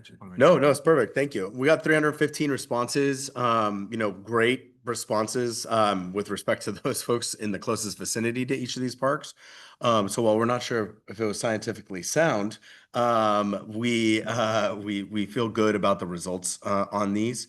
And then we also had a public forum back on May 12th over at the library just to talk about playground equipment, and a lot of the focus was on the mini parks. This January, ahead of the final passage of the Parks Master Plan, which I think was in May, we passed a motion recommending hiring a landscape architect with the theory that, get somebody out, look at the designs, get the significant amount of feedback we've received from the community, and start to make some moves and improvements on these three parks. So we go next one. So on top here is the recommendation and our suggested motion, but the kind of quick highlights of what we're looking at for each of these parks. For Cypress Hollow, this is a well-developed park, but it definitely needs some TLC. It has a lot of older playground equipment. I think that playground equipment's been around for nearly 20 years. Nearly 30 years. Thank you. And little things like there's a swing set there that's for toddlers only. A lot of opportunities to resod that grass and kind of create more of a communal space, as well as updating the play equipment. We heard a bunch from the neighbors on each of these mini parks with respect to maintenance, but signage also was an issue at Cypress Hollow. We had a huge turnout, at least on one of the Saturday mornings. Probably 20 plus people from the community came out to run us through the history of the park. For Bel Air, this is definitely part of pride for that neighborhood. I think there was some concern about doing too much in that park, but there are some existing structures that neighbors basically have just sort of rolled out there. And so this is one where I think a light touch would be helpful, respect to maintenance, maybe some additional benches, tables, or shade. We did, I think, have consensus that it could use some resodding, additional plants, and then improvements to the gravel path that is in the Bel Air Park. Now, the Belveron Mini Park, Councilmember Nick Varr and I, one of my first in the field visits post-COVID, spent some time out there looking back at potential bike parks. But Belveron Mini Park is a very interesting one. It's 2.1 acres, so the largest of all these parks. We did also receive feedback on this one that it definitely needs improved maintenance, additional landscaping with the trees both in the front facing Tiburon Boulevard and the back of the park. And there's some concern around some of the non-native flammable trees that like by the eye look like they could be unsafe. The community there wanted to improve the entrance overall. Now there is a lot of opportunity in the Belveron Mini Park. I don't think that there's necessarily consensus at this point in time. I got the mic, so I'm going to make the pitch right now. We've explored ideas like a bike park, like a pump track, like a basketball court. Now that the ponds are, part of the town. There's other locations for each of those, but just wanted to give a quick pitch on that. And then overall, we appreciate the council's partnership as we've worked through this overall process.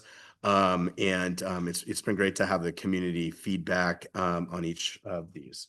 So Chair Hornbrook, anything else to add?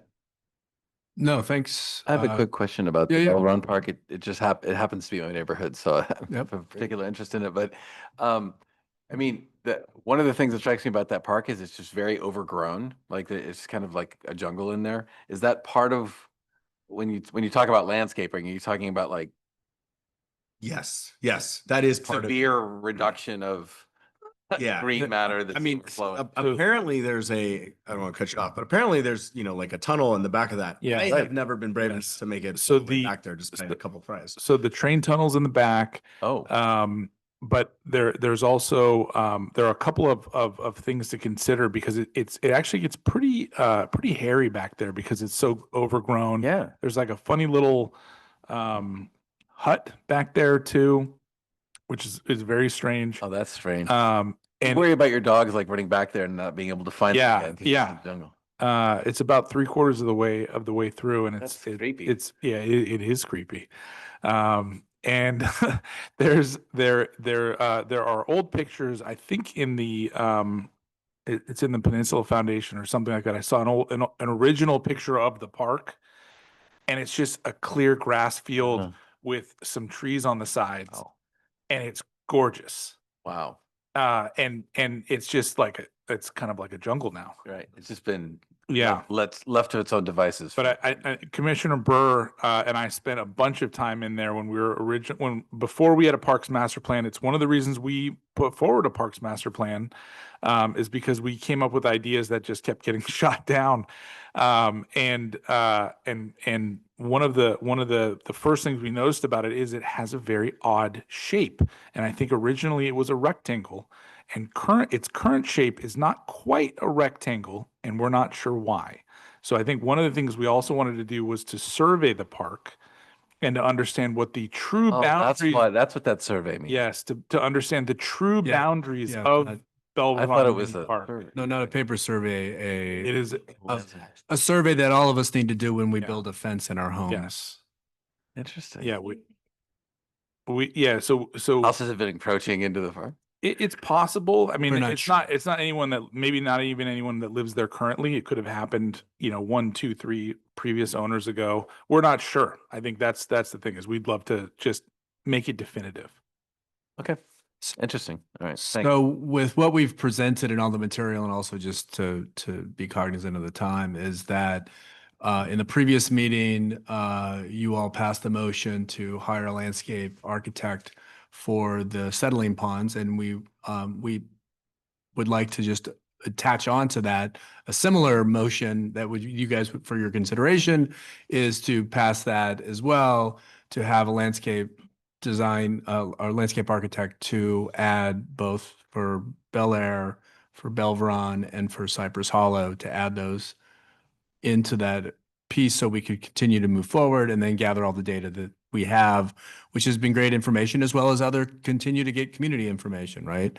But I mean, with the ultimate goal with is to keep moving things forward with the strategic plan as guide, and then specificity amongst the information that we as post commissioners have collected, as well as continue to do it with the town community so we can move this forward as what I think what our citizens would like us to do. Okay, thank you so much. Do we have any questions? No questions?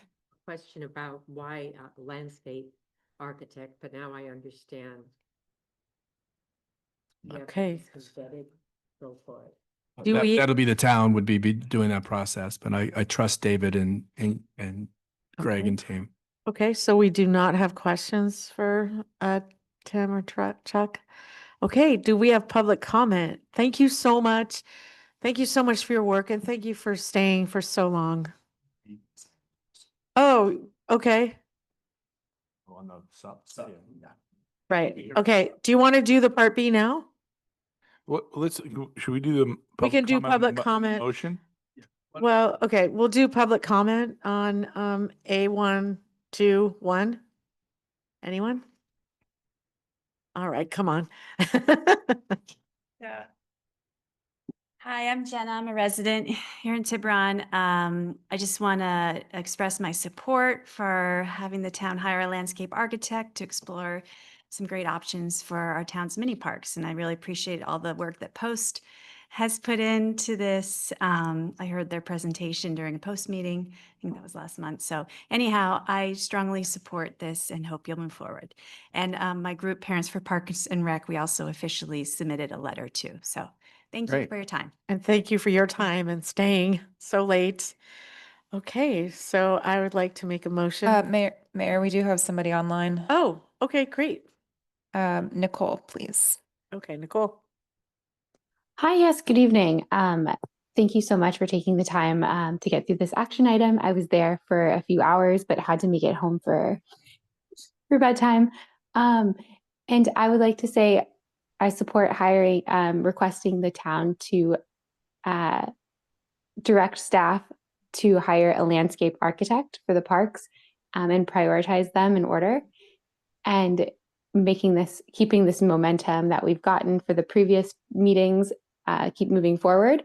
And again, I understand it's a long process, but we understand this is the next step. And so we happy to follow the process, and absolutely let's make that happen tonight.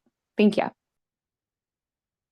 Thank you so much. I just want to jump in and say this is now probably the third or fourth speaker we've had with a strange kind of buzz. I think we have an equipment problem. Are we We're going to check, but then several speakers were just fine. So we're going to dig in and see if it's something on our end, or it's a little hard to track down sometimes when people are calling in from wherever they're calling in. So. Okay, do we have more speakers? Next is Emily. Emily, please.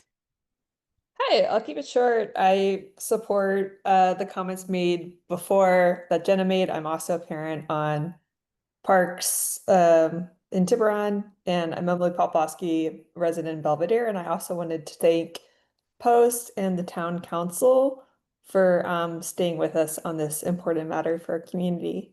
Thank you. Thank you. Do we have more comments, Lee? Seeing none. Okay, so I will make a motion that we direct staff to add the Cypress Hollow, Bel Air, and Belveron parks to the landscape designer that we've already hired for that we've already authorized to go out to bid for the ponds, and that we ask them to develop estimated costs and schedules using the park strategic plan and the post collected data on priorities. And do you mind if we also add a survey for conducting a survey for the Belveron mini park? Can I just add a couple of comments, just so everybody knows that, anticipating this last year, we already completed surveys of all the mini parks. So they're already finished. That's great. And I just want to also point out that I think we would prefer the language as it's written as a motion, and that would give us the flexibility to either use the landscape architect that ultimately is hired for the RBSD pond site, or a separate landscape architect for smaller jobs like Belveron, or we don't want to be tied to one. That's fine. Yeah, that's fine. So just as written, I think is. So I'll move item A121 as written. I'll second it. Okay, let's do the votes, Lee. Councilmember Fredericks. Yes. Councilmember Nickfar. Yes. Councilmember Ryan. Yes. Vice Mayor Wellner. Yes. Mayor Thier. Yes, unanimous. Amazing. Okay, now we're going to item number 2. Receive an update on ongoing efforts to identify a suitable site for the SUP kayak and provide feedback on information received.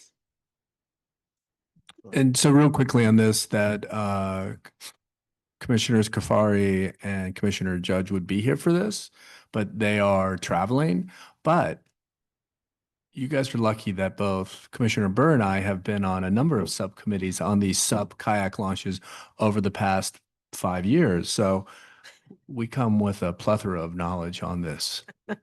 but David has put together some great slides on this, so I don't want to steal your thunder. Well, thank you. I'll go pretty quick here. This way you have time for questions and answers. This is the, we're going to give you an update on our SUP kayak possible launch sites.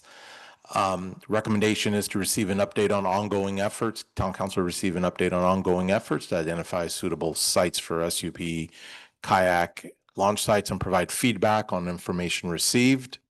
The background, possibility of developing a SUP kayak launch site in Tiburon has been discussed and analyzed for many, many years. I've been on post for 7 years and we've been talking about it since then, but we did do an extensive analysis in 2021. We hired Moffitt and Nichols to do a report for us on that.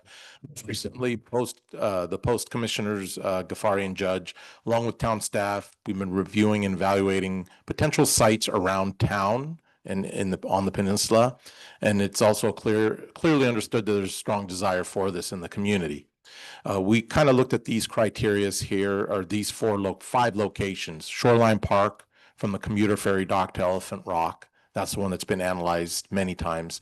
41 Main Street, that's the entrance to the Corinthian Yacht Club.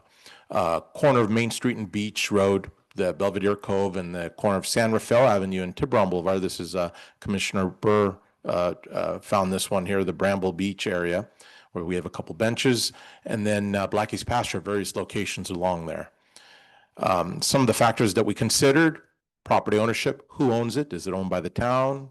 Are there any legal restrictions limiting the use of the property? Is the property owner cooperative if it's not the town?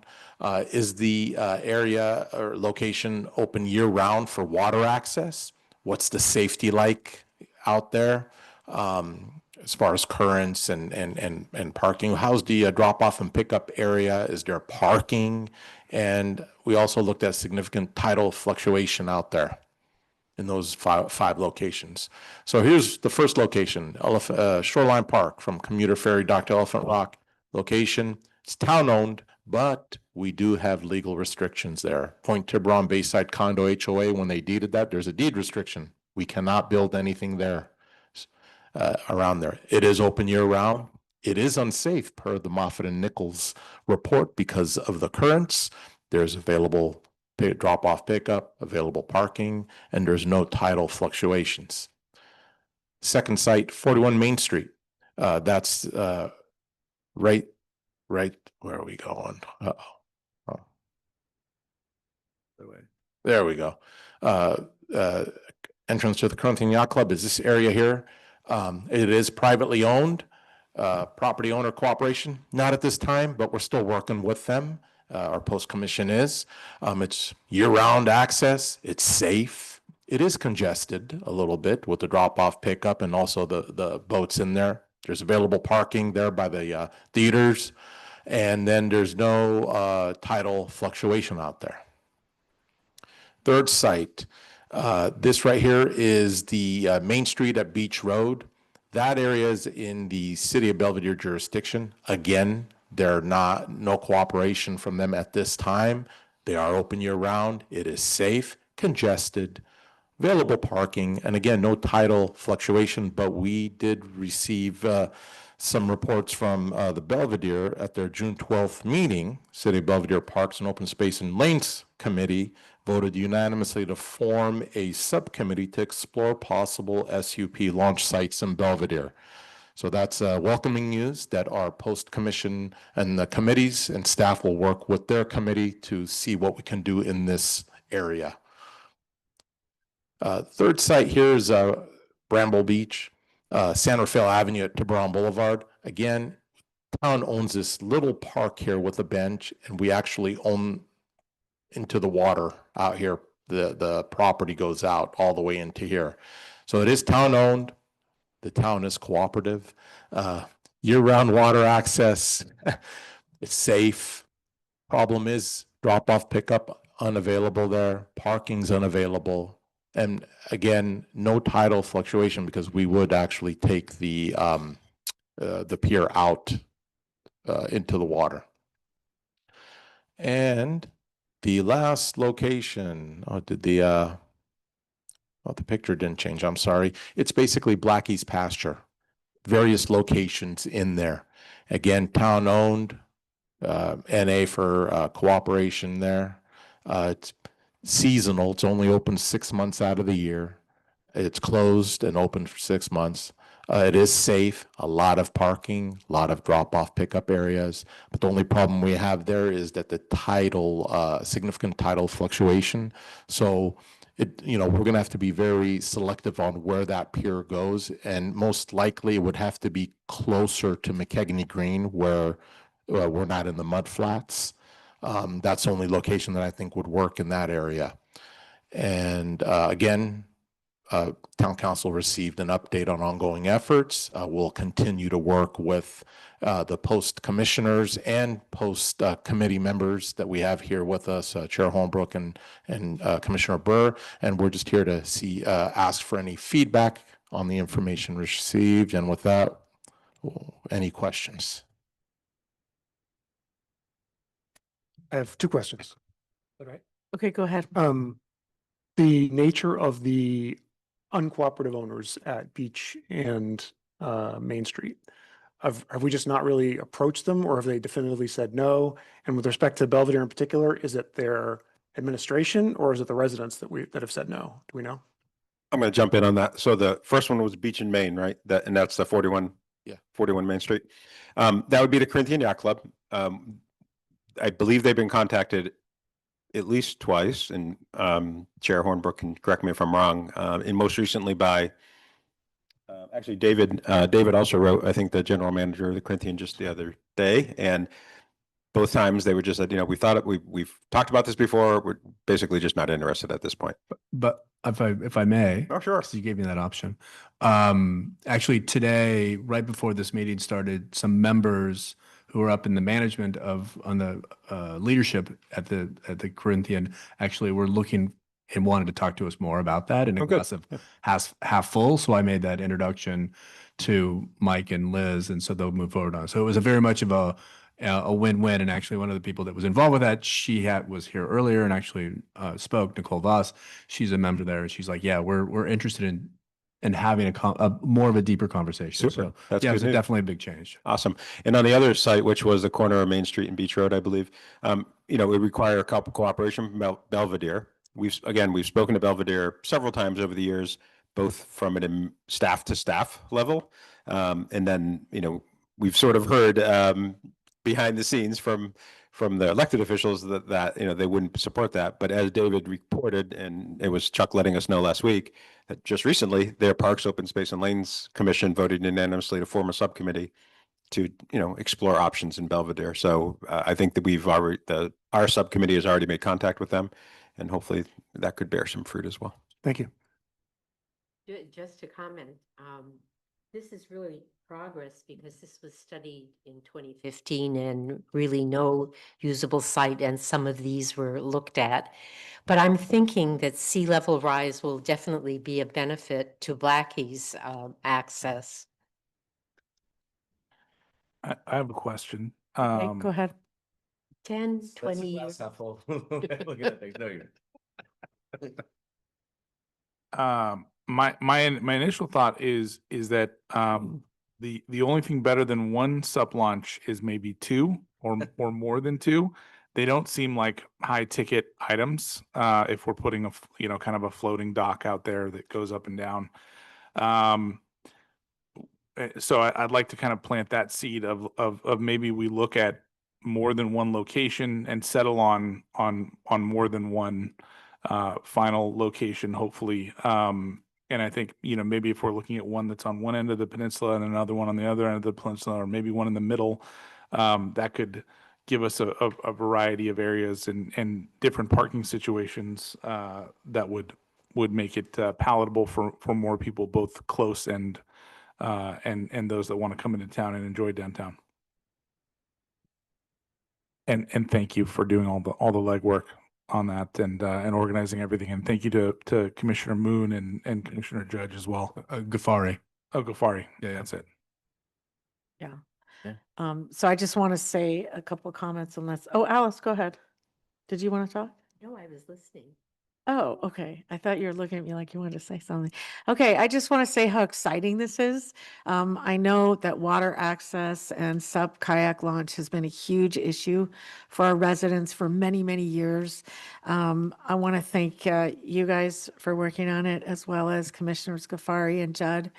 And just say that I'm really excited. I think you've identified different new potential launches, and I think that's really important. And I'm very excited for this to happen. So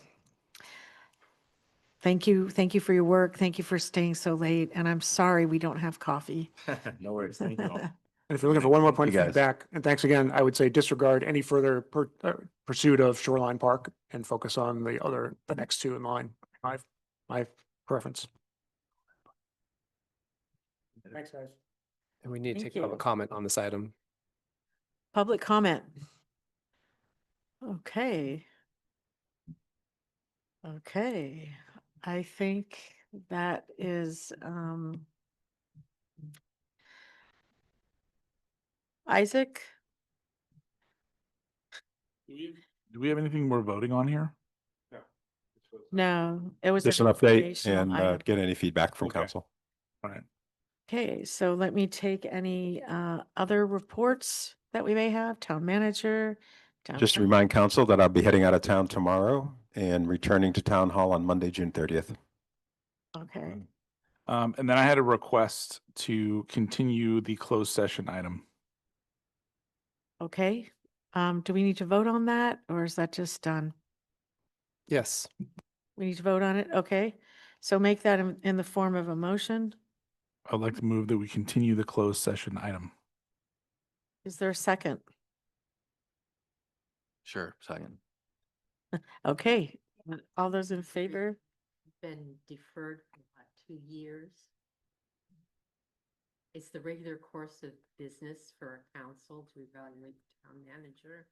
I know it's late, but there's always a reason for it. I think part of the message here is that I don't think that it's ready.